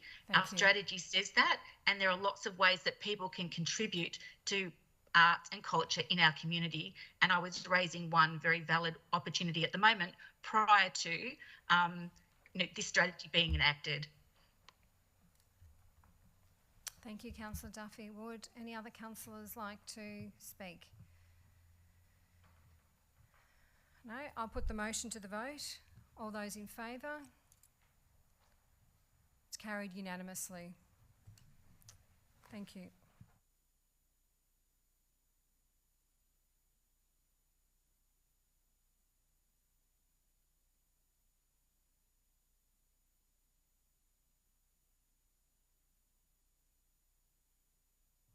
We're now moving to Planning Scheme Amendment C1420, applying the heritage overlay on the permanent basis to 50 Outland Road, Plenty.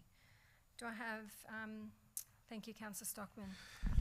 Thank you, Mayor. I'd like to move the motion, an alternative motion, that Council resolves to abandon Amendment C1420 pursuant to Section 23(1)(c) of the Planning Environment Act 1987.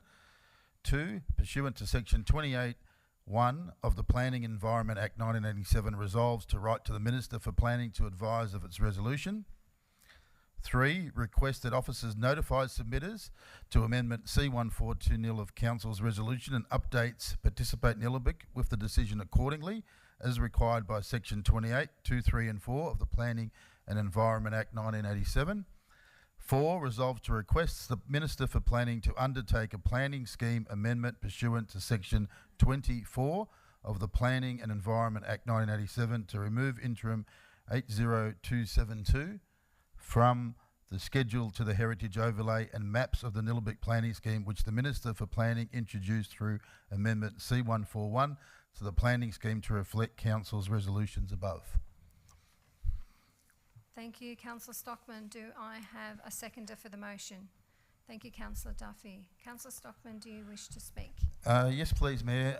Thank you. This one's very, very dear to me. When I put my hand up for council, to me it's all about the people, and this family has, I feel, been punished enough, if that's something that makes anyone happy. This family's already been through a lot. We were talking about emergencies before. In Plenty, 2 years ago, there was a gentleman called Michael Kefoulikis, 38-year-old, disabled in a wheelchair, and there was a fire at his house. We had a gentleman called Dean Tustin went and saved him, and it made the news 2 years ago, and that was obviously an emergency there for Michael. Just last year, Terry Warburton went to the Plentiful Cafe when it lost its energy, and he took 2 generators there and they saved the ice creams, which was an emergency of the Plentiful Cafe. Some would think, but this is, for me, a huge emergency for the Meads. I don't need the papers to tell this story because I live it and I think about the Meads all the time. They have got a son who, at 4 years old, was hit by a car. He's in a wheelchair now at 43. His wife, we're talking about Andrew Mead's wife, Kathy, when she discovered, or when Andrew had a heart attack a couple of years ago during COVID, she thought she needed help for a 43-year-old disabled son. So she went to purchase the property next door. On the Section 32, there was nothing of any overlays. What happened after that was council sent it to the Minister for Planning, and we put a heritage overlay on it. I'm asking to, with that overlay, to rescind it, and if we can abandon it and respect this this motion. What can I say? We had a meeting 2 weeks ago, and there was 28 submitters, all from the area, and it was 28-0, where they were for abandoning the motion. There were 0 people that were against it. This is going to make a huge difference to the Meads' life, and as I said, they've been punished already right now, but this will make a massive, big difference to their life. Section 32, as I said, there's nothing on the Section 32 about any heritage. I've been to the premises several times, and the last time I actually had to go to council, and I got a hard hat to go there. I'm not sure if any other councillors have been there, but you wouldn't want to go in there without a hard hat. The whole place has been stripped, and I believe it's lost a lot of its heritage. There's a massive big front wall that's been built in front of it, so you can't accessibly see it. When we as councillors signed up last year for heritage and protecting our heritage overlays, it's about providing that back to the community. This one's so tucked away, and it's something that I believe doesn't warrant having this big heritage overlay on it, and so I do ask councillors to be sympathetic to the Meads. Thank you. Thank you, Councillor Stockman. Councillor Duffy, do you wish to speak? Yes, please. Thank you.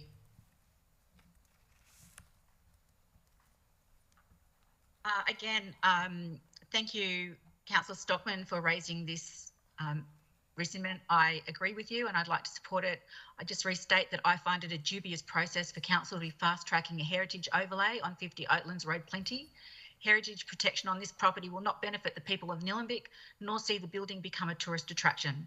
Instead, fast tracking heritage protection on this property will further disadvantage a family already experiencing disadvantage.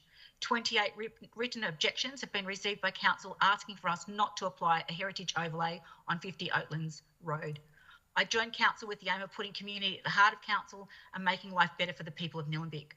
I voted against heritage protection on this property 6 months ago on hearing of its dereliction, but ultimately out of compassion for the family who purchased it to build a customised home for the care of their son. I've heard that the Meads rightly investigated overlays on this property at the time of purchase and were told it had a bushfire overlay and an environmental overlay. There was no heritage overlay because it wasn't a priority for previous councils, despite a heritage recommendation in 2016. That's 6 years ago. Whilst planning matters need to be decided on, planning rules and heritage assessments are determined according to criteria with recommendations by heritage consultants, this matter is, for me, different. I'm embarrassed that we're at this point. I'm sad and I'm sorry that this council has added to the stress that this family already has endured. As I've said before, this is the sort of issue that we see people take to a current affair in the news channels. 2 weeks ago at the PCC meeting, we heard from Andrew Mead and others and were reminded of how the decisions council makes affects people. People really matter. And our customer commitments we heard earlier tonight were for council to be empathetic, to be consistent, to be effective and to be simple. In this instance, I vote for council to be empathetic and to show compassion to the Meads. Thank you, Councillor Duffy. Would any other councillors like to speak? Thank you, Councillor Ramcharan.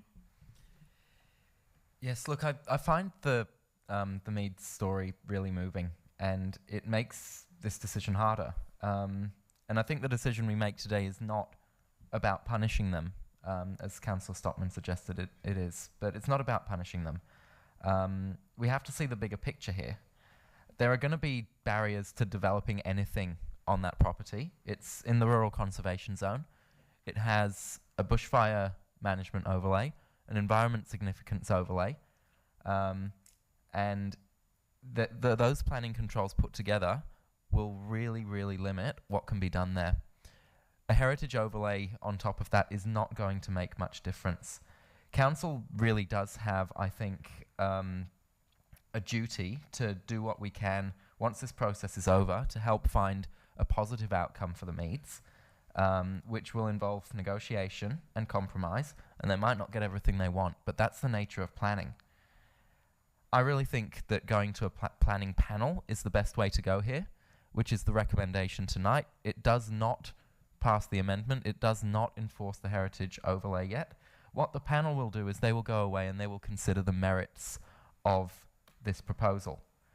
Councillor Stockman questioned the heritage significance of the house and raised what possibly are some good points. If it is a hollowed out shell, if it has had a wall put in front of it, possibly that reduces the heritage value.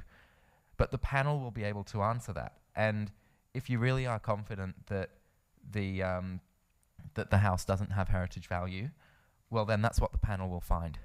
And I think whatever decision the panel makes will hopefully be the right one. But here's what we know about the house. It was lived in by the Lears family, who were heavily involved in developing the Plenty community. They were some of the first people there after white settlement, and obviously there are thousands of years of history before that. But in terms of the transformation in that area, they set up the tennis club. They set up the tennis courts at Plenty Park. They set up the Plenty Progress Association and the Plenty Social Club. They were part of the Plenty Hall Committee and helped fundraise to build the Plenty Hall. And they were secretaries of the Plenty Red Cross branch. So they did a lot. They also were farmers and provided the people with Plenty with food, which I think is where most people got their food from at the time in Plenty. And they also earned money as the local sewerage workers. So they'd wheel their little trolley around and collect sewage from houses around the area. And it's believed that they use that to fertilise their crops. So there really is some interesting history there. Thank you. Would any other councillors like to speak? Councillor Perkins. Both start with P. Councillor Payne. You need to turn your name tags a bit closer around. Sorry, so I need to put thank you. Okay. So just to, it sounds like the original family were circular economy in its original form. Yeah, absolutely. What started out as a heritage overlay has morphed into something very quickly that's to do with empathy, respect, sympathy, cruelty, punishment, compassion, disability and an underlying health condition, and I don't actually think that's what this motion is about. Because if that were the case, basically most motions at council would be overridden by a victim impact statement and our planning scheme would be pushed to one side, and that's not what council does and that's not how we work. I understand there were 28 submissions, 23 were pro forma submissions, which means that a great deal of organisation has gone into this motion. The question is this a reflection of the wider community? And no one's anticipating this becomes a tourist attraction. It's simply protecting the heritage that we regard as an important part of the Shire. So if this dwelling is, as the owner describes, a vermin-ridden shell, the planning panel will very quickly decide that's the case and that decision will be made. If not, we have followed the council officer's heritage recommendation, which is, I think, our job, and that's why I don't support this motion. Thank you, Councillor Payne. Would any other councillors? Thank you, Councillor Egan. Thank you. To me, this is the most important item on the agenda tonight, as it's why we were essentially elected, and that is to represent our residents and community. It's one of those times when we definitely need to look past the officer's recommendation and focus on what really matters here, and that's empathy and care and consideration for people. And I could be speaking about the climate change motion that was put up earlier. We all heard the submissions at the PCC meeting. How anyone can vote for this after hearing the submissions shows everyone how much they're concerned about people in the Shire. We've just voted on the Nilembic Customer First strategy. Our 4 customer commitments are, the very first item out of 4 says, and I quote, empathetic. We listen to our customers, understand their needs and concerns, and we put ourselves in their shoes. We sure as hell aren't doing that here. Councillor Payne said we should be using the word people instead of customer, not in this item, in a previous one, and he's totally right. Natalie said we should be putting people at the heart of all things. Again, we're not doing this here. Well, a couple of us are. Councillor Ramcharan said we need to be the council people deserve. Again, in another item. But things don't translate. The Meads certainly don't deserve this council. There are very few trees on the site. An environmental overlay doesn't stop a house being built, as Councillor Ramcharan knows, and that's just pure misdirection, as is the bushfire overlay. Every property in Nilembic has that. We're still building houses.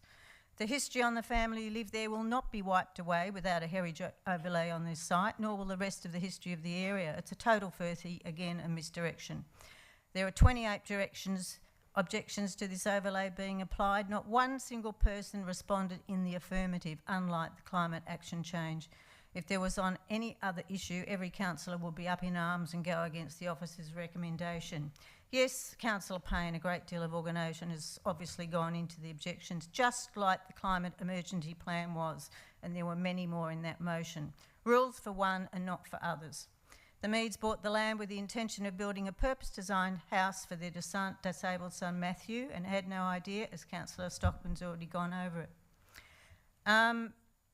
It's a building that is totally irreparable, financially impossible to restore, and is not even a good or average example of what this type of historical building in any way was, even without the wall.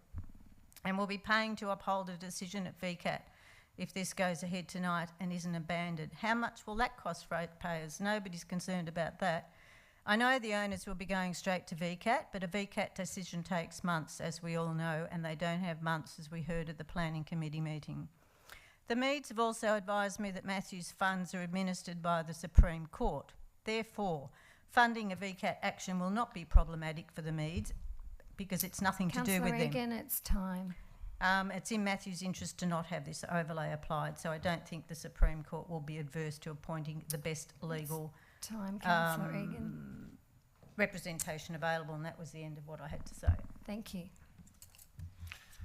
Just a question through the chair, if I can. Just to the officers, perhaps to Rosa. Just perhaps, Rosa, you could fill us in where and how could VCAT possibly fit into a planning scheme amendment? Through the chair, this particular process does not go to VCAT. It goes through the planning panel process, very similar to a VCAT process, but does not end up at VCAT at this particular point in time. So the heritage amendment process only goes to a planning panel appointed by the Minister for Planning.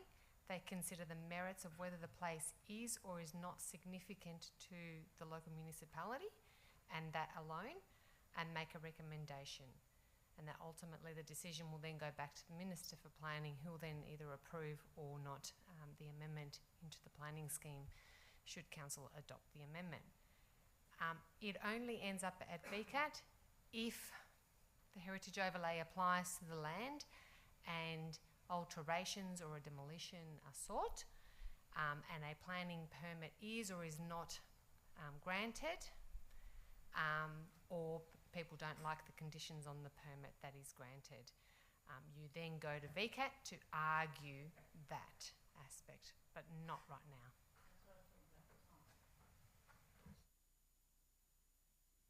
Did that answer your question? Yes, very succinctly. Thank you, Thank you. Rosa. No, I was asking a question and the question was well answered. Yes, can I enter into the debate? So 12 years on council. I know Councillor Payne has said once or twice before, it's a story that never gets old, but I've been around here a little while, and heritage is important. It's important now, just as it was 12 years ago. Unfortunately, the last council chose not to apply any heritage overlays whatsoever, or any interim heritage overlays. That was a mistake. That was a mistake that unfortunately did catch up the Meads in this property, because this heritage overlay would have been put on perhaps in 2016, 2017, had the previous council, which Councillor Egan was part of, chose to do that work, chose to allocate the funds to protect our heritage in the form of heritage overlays. Those monies were not allocated. There were other priorities, but I certainly supported the heritage overlays going forward. There was one that was on that very long list that I made sure personally made that list, and it was the former Catholic church in Diamond Creek, the Sacred Heart Church. Very significant building, built in the late 1800s, has no protection on it at all at the moment. Of course, the owners don't want that building to have a heritage overlay on it, and I've never found any building that an owner would want a heritage overlay on. But that's, and I understand Councillor Stockman's stance. He's doing a good job in supporting his local residents, but unfortunately with planning, this is what happens if you involve yourself too deeply on a planning matter in a personal level. You have to try to sort of step back a bit. They're very difficult decisions to make, but the more involved you get on a personal level, the harder you make it for yourself.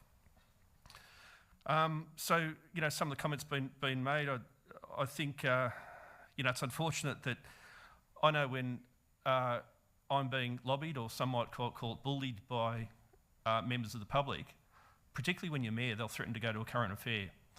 And that is a bullying type threat, and that's aimed particularly at the mayor, sort of thing. So I think that's regrettable that any community member, let alone councillor, would make that threat. It's symbolic of desperate community members, and it certainly should be discouraged from councillors, I would say. The mayor, the chair, I would like to find the rule for that to be taken back. I don't think that's appropriate for Councillor Perkins to insinuate that I was attempting to bully the mayor. That's absolutely false, and I would like him to take back his comment, because that was aimed directly at me. Just one moment, please.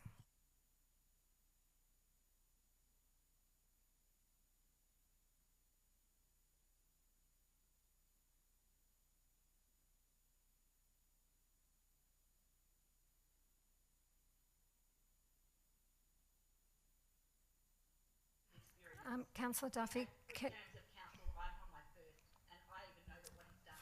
Four terms. Councillor Duffy, can I please just ask for quiet for the moment? I'm just trying to work out the process, please.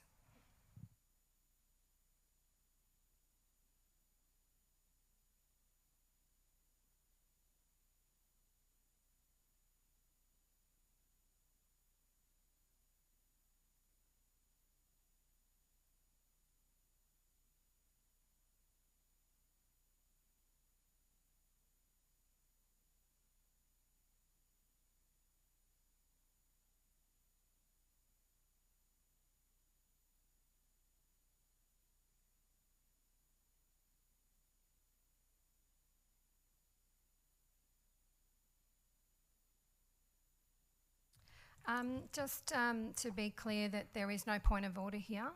Councillor Perkins, if you would like to continue. I think the clock was stopped. Oh, no, it wasn't. You had 10 seconds. 40 seconds. Oh, 40 seconds. So if you'd like to speak for 40 seconds, the floor is yours. Yeah, thank you. So I certainly don't support this motion. It's unfortunate the Meads are in the position that they are. It has happened. The planning panel will ultimately make a recommendation. I swear that I will follow the recommendation of the planning panel. But I think it's appropriate that this motion not be supported by a majority of council, and I foreshadow that I'll move the officer recommendation to appoint the planning panel. Thank you, Councillor Perkins. Councillor Stockman has right of reply. Thank you, Mayor. There was brought up there about a current affair, and I don't think whoever brought that up had anything bad to say about the council.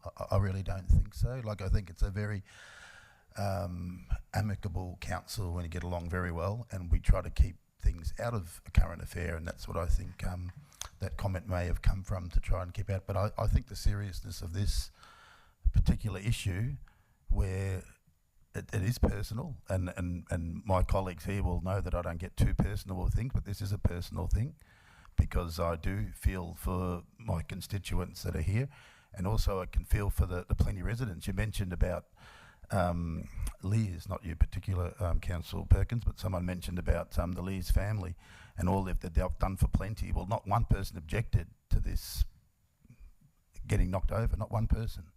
So why didn't somebody object to that? So I just think that we're trying to create something of heritage that perhaps is not there, and the money that we allocated for heritage last year I don't think should be spent in this particular way, and that's why I'm actually going against this for this particular example.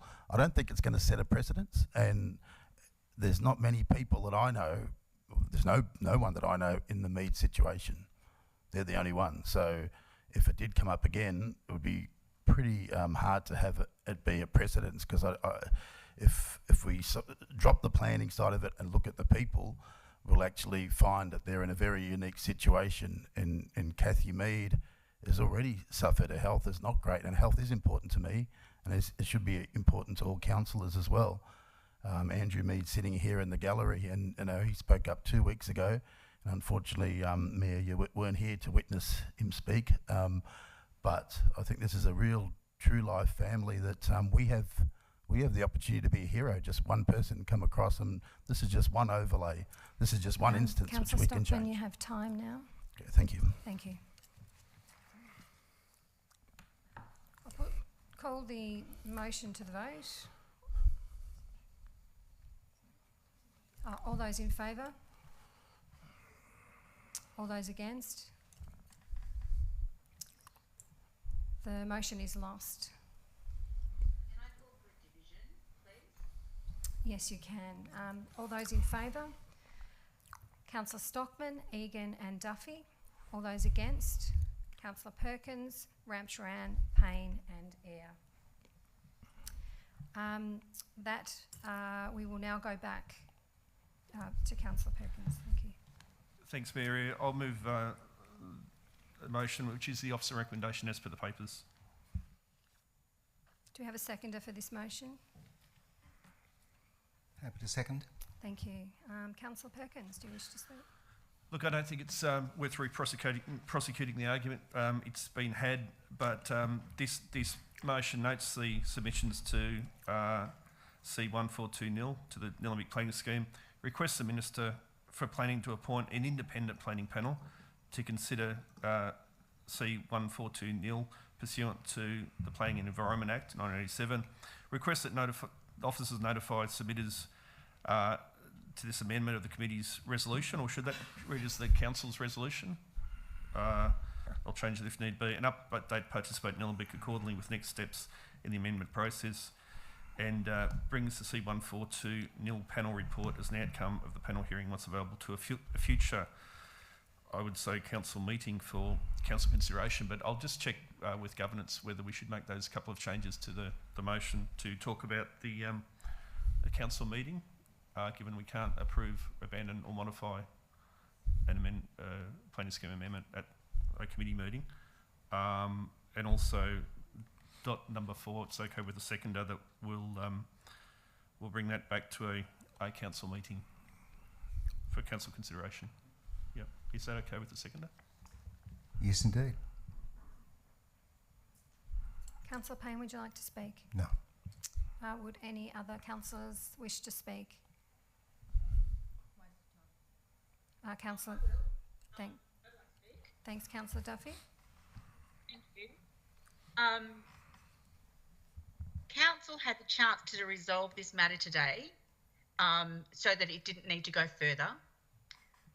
That has been lost. So we are now having a vote to find out whether we will go to the Minister for the Minister to decide whether this has heritage value or not through a planning panel. So I'm happy to be told that I'm wrong, but in the event that the planning panel says this does not have heritage value, how silly will Nilembic Council look today? We've had a family come to us to say that their son at the age of 4 was became quadriplegic and has had all sorts of health issues since that time. And that's been 40 years that the Mead family have been living and supporting their son to give him the best chances of life. He's now an adult man and he's still in a wheelchair, still unable to do the things that all of us as councillors are able to do very easily. I am going to be voting against this. I feel that it's probably got no chance of, we know what the outcome of this is, but for me today, this is a really important matter, and I agree with Councillor Egan. This is one of the most important matters to be discussed today. The Climate Action Plan was the other for me, and I just still believe, and I have hope that people matter, and that people should be at the centre of our decisions at council.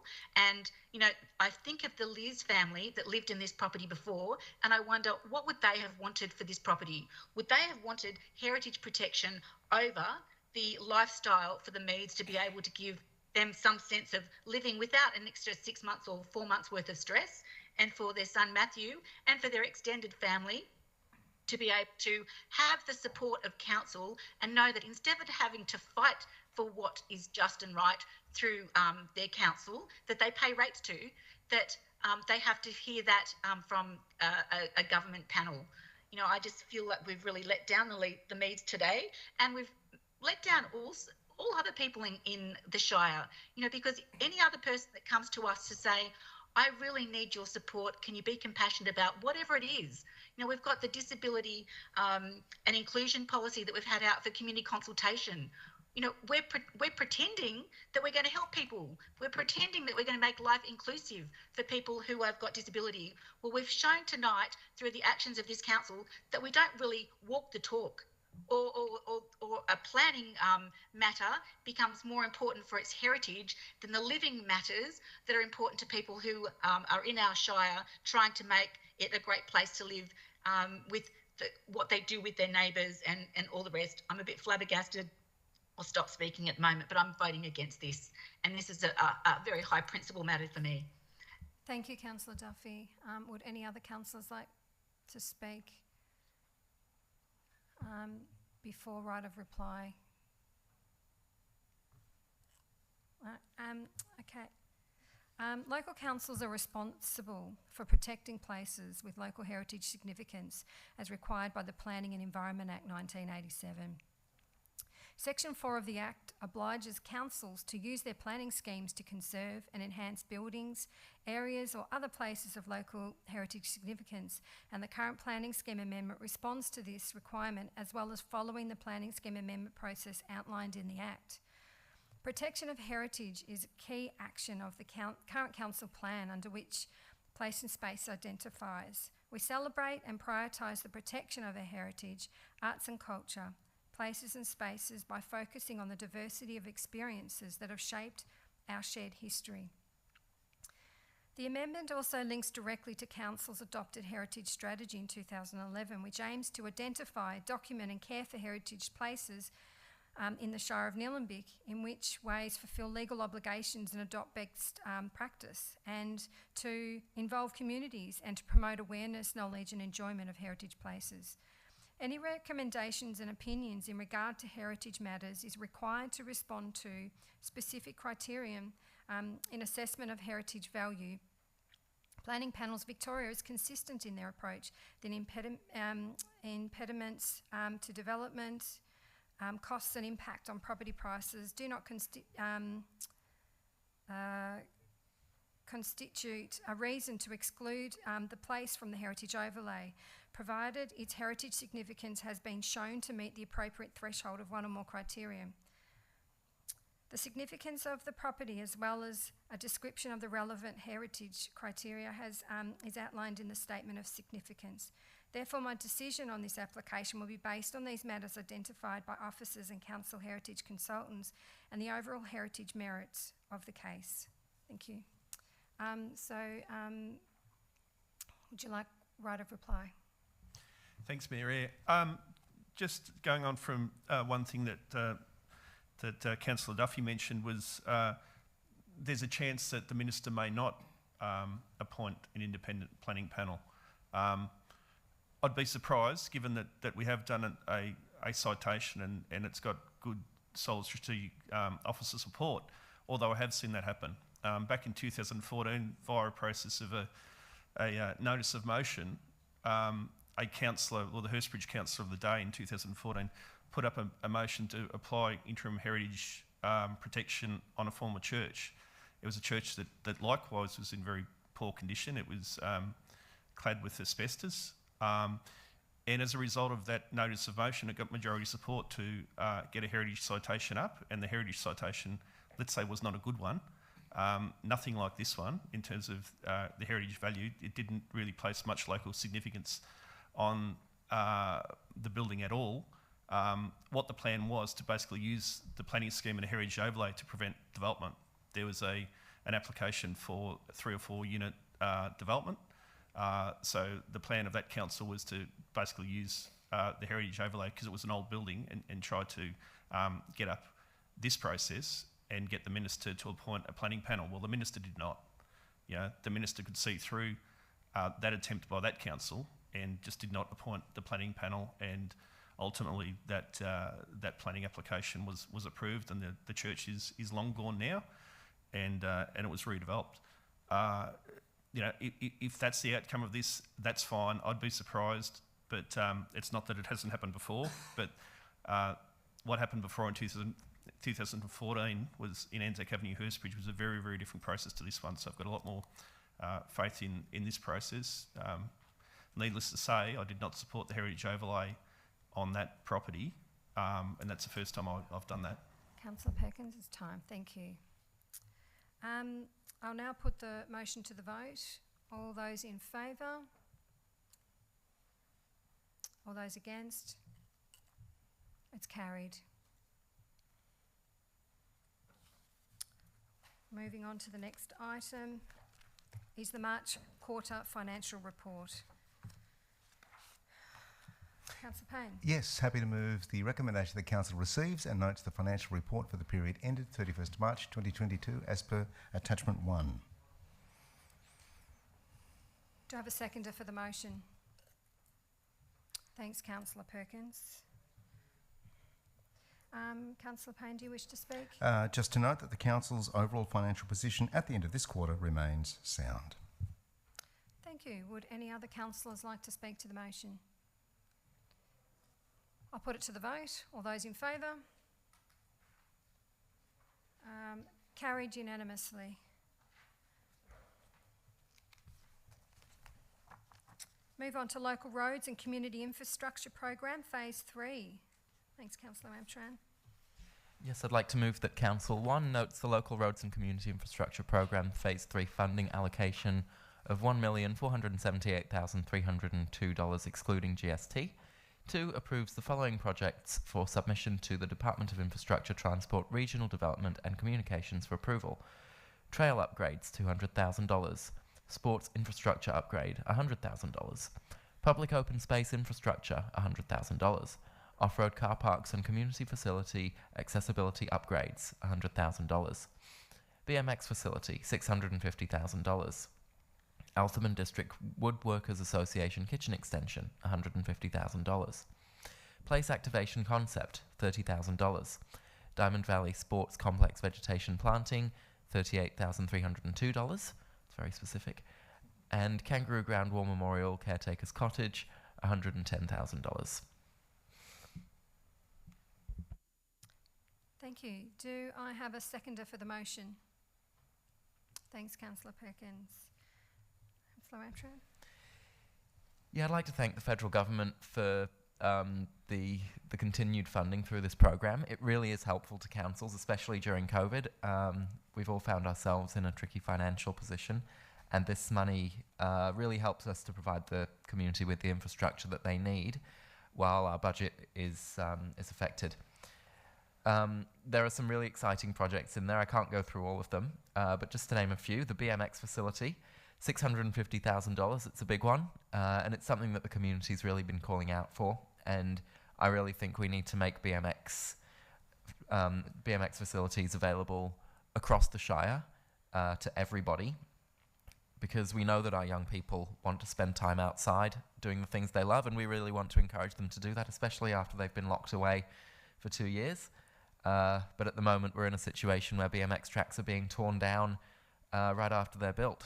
And that's really causing a lot of upset amongst people who just want to do what they love, and they're being told that they can't. So by having a facility like this, I think it's a real step in the right direction to enabling people to do a sport that really doesn't get a good run, unfortunately, with local councils. We've got community-led projects through the Place Shapers program. So having $30,000, it's a small amount, but those are community-led projects proposed by community members, led by community members, and that's a really positive way of putting the community first in our infrastructure and in our facilities. So I really look forward to seeing what's done with that money. And the other one in my ward is the Kangaroo Ground War Memorial Caretakers Cottage. And I'm particularly excited about that one. The Caretakers Cottage, we're not talking about the house that's next door to the park where the current caretaker lives. We're talking about the old cottage where the caretaker used to live many, many years ago. It's a tiny, tiny little building. You wouldn't consider living in it today, but it's a special one. And it really is falling to bits, unfortunately. The roof's caved in, it's flooding. If we don't do something soon, we'll lose it, and we'll lose a really important piece of heritage in that park. So by revitalising it with this money, we'll be able to bring it back to a condition where hopefully people can go inside, and we'll be able to have some informative signage and really make it a historical attraction in what is already an incredible park. So yeah, really looking forward to seeing what we can do with this money. Thank you. Thanks, Councillor Ramcharan. Councillor Perkins. Thanks, Mary. I won't add too much from what Councillor Ramcharan has said, but just noting the Outland District Woodworkers Association kitchen extension, for Councillor Stockman, which I'm sure he's well aware, that's actually in Yarrambat, that building, and it's next door to the Yarrambat Fire Station. So I would say it's just historic that it was probably the former Shire of Outland District Woodworkers Association, perhaps, but no, perhaps not. It is the Outland District Woodworkers Association, but the building is located in Yarrambat. nothing to do with the Shire of Eltham. Under the Shire of Eltham, right. So it might be just a hangover from, it just confuses people sometimes when we've got a bit like the, I think the Eltham Little Theatre, which is the first time I went to that, I had all sorts of trouble finding it in Main Road Eltham because it wasn't actually in Main Road Eltham. I eventually found it in research, Main Road Research. But yeah, look, some great projects there. The Diamond Valley Sports Complex vegetation planning.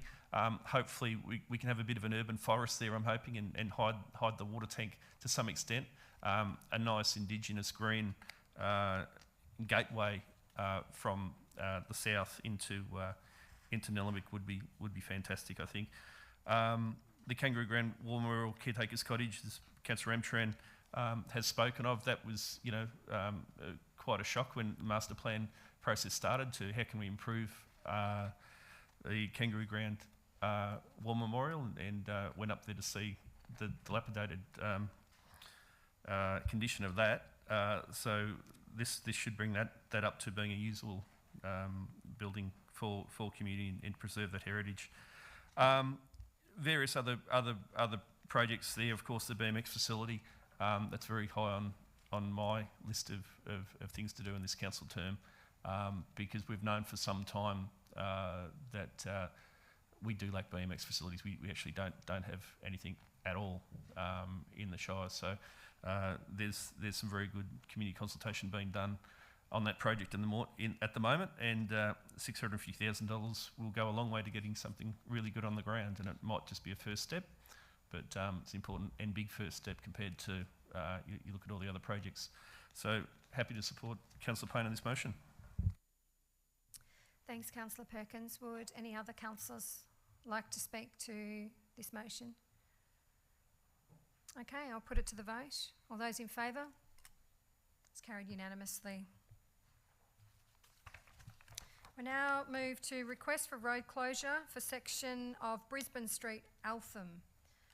Yes, I would like to move the motion as per the papers, please, Mayor. Thank you. Do I have a seconder for the motion? Thanks, Councillor Perkins. Councillor Payne. Yes, I would just like to point out that DELP have received notification from a land owner adjacent to this small piece of land just south of the train line that they would like to purchase the property. Council officers recommend we don't do that because this becomes part of a shared path that joins Eltham with Greensborough through Montmorency, and on that basis I support council officers' recommendation that we don't sell this particular parcel of land. Thank you.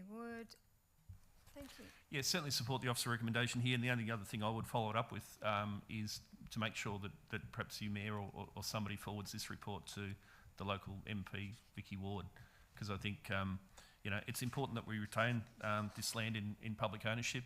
It will provide an important future link for pedestrians onto a future shared trail along the easement, railway easement between Eltham and Greensborough. So yeah, certainly sorry, but we don't support selling off or allowing DELP to sell this land. So thank you. Thank you. Would any other councillors like to speak to the motion? If not, I'll put it to the vote. All those in favour? Sorry, Councillor Duffy. Would you like to speak? Thank you, Mayor. Yes, I just wanted to echo the comments raised by Councillor Perkins and Councillor Payne to say that this is good land to keep, and it would make a valuable, when, because I think it is just a matter of when the trail between Eltham and Greensborough is created.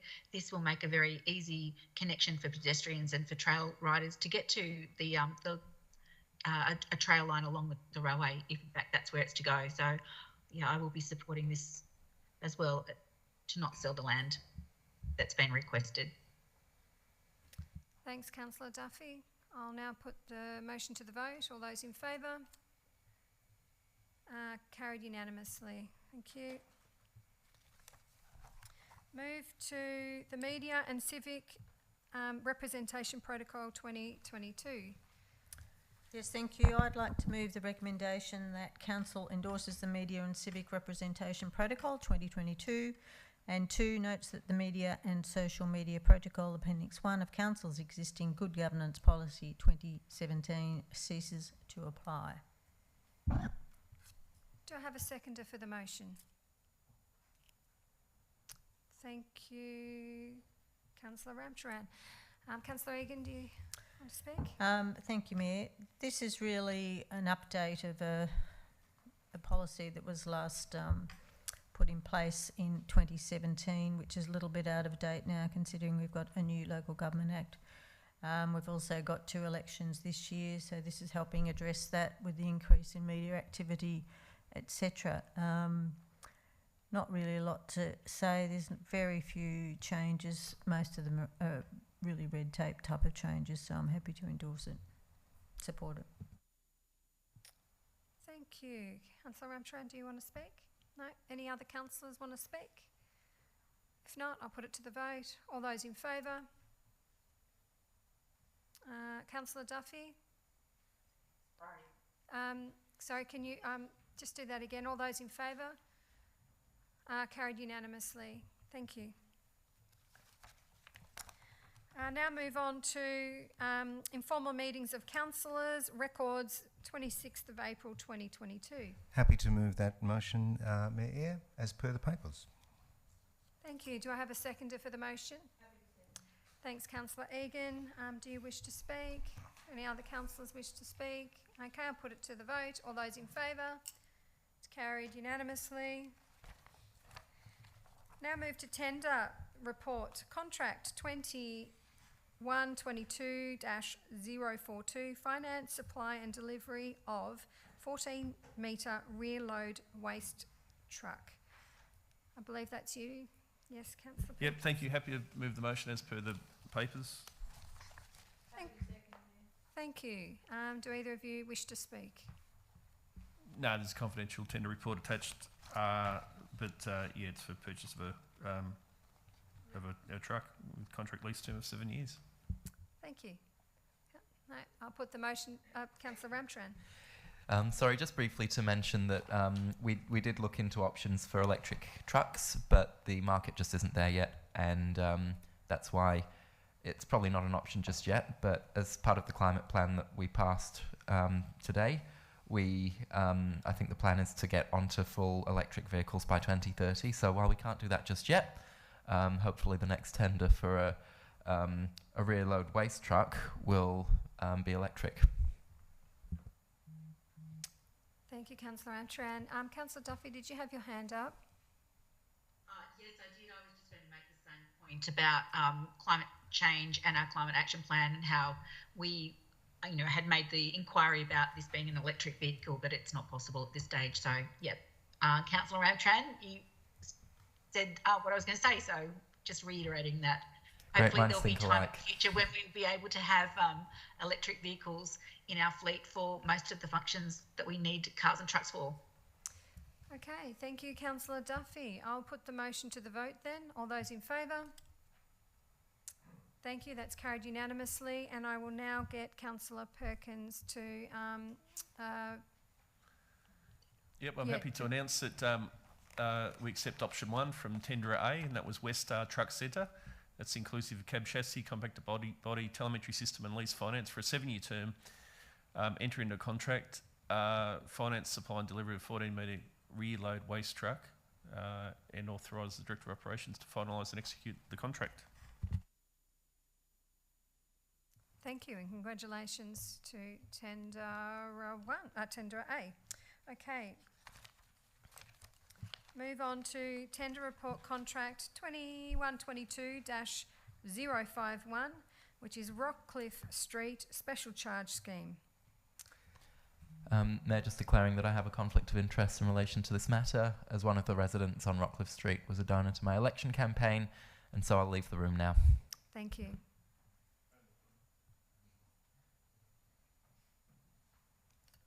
Okay, and... Yes, Mayor. I'm waiting for the door to close before I secretly but powerfully move the motion as per the papers. Thank you. Do I have a seconder for this motion? Thank you, Councillor Stockman. Yes. Yes. Should I read out the... Okay. I should indicate that as in point 1, we do say inclusive of GST, not exclusive of GST. There has been a slight amendment. Thank you for clarifying that. And Councillor Stockman, you're fine with that change of inclusive? Thank you. Great. Would you like to speak to this? Just to say that Rockcliffe Street, this has been a ceiling, a special charge scheme that many of the residents have been looking forward to for some time. I know it's caused some concern, as ceiling does in any street in the Shire, but I look forward to what I believe to be an important step forward for that part of Eltham, and I hope that it can happen quickly and effectively, and that the residents can find a new normal in their street. Thank you. Councillor Stockman, would you like to speak? Just for the people that were against the ceiling, I hope they accept it and adopt it and get to enjoy it as well. Thank you. Would any other councillor like to speak before I put it to the vote? All those in favour? It's carried unanimously. Okay, and we can have Councillor Ramtran come back into the room.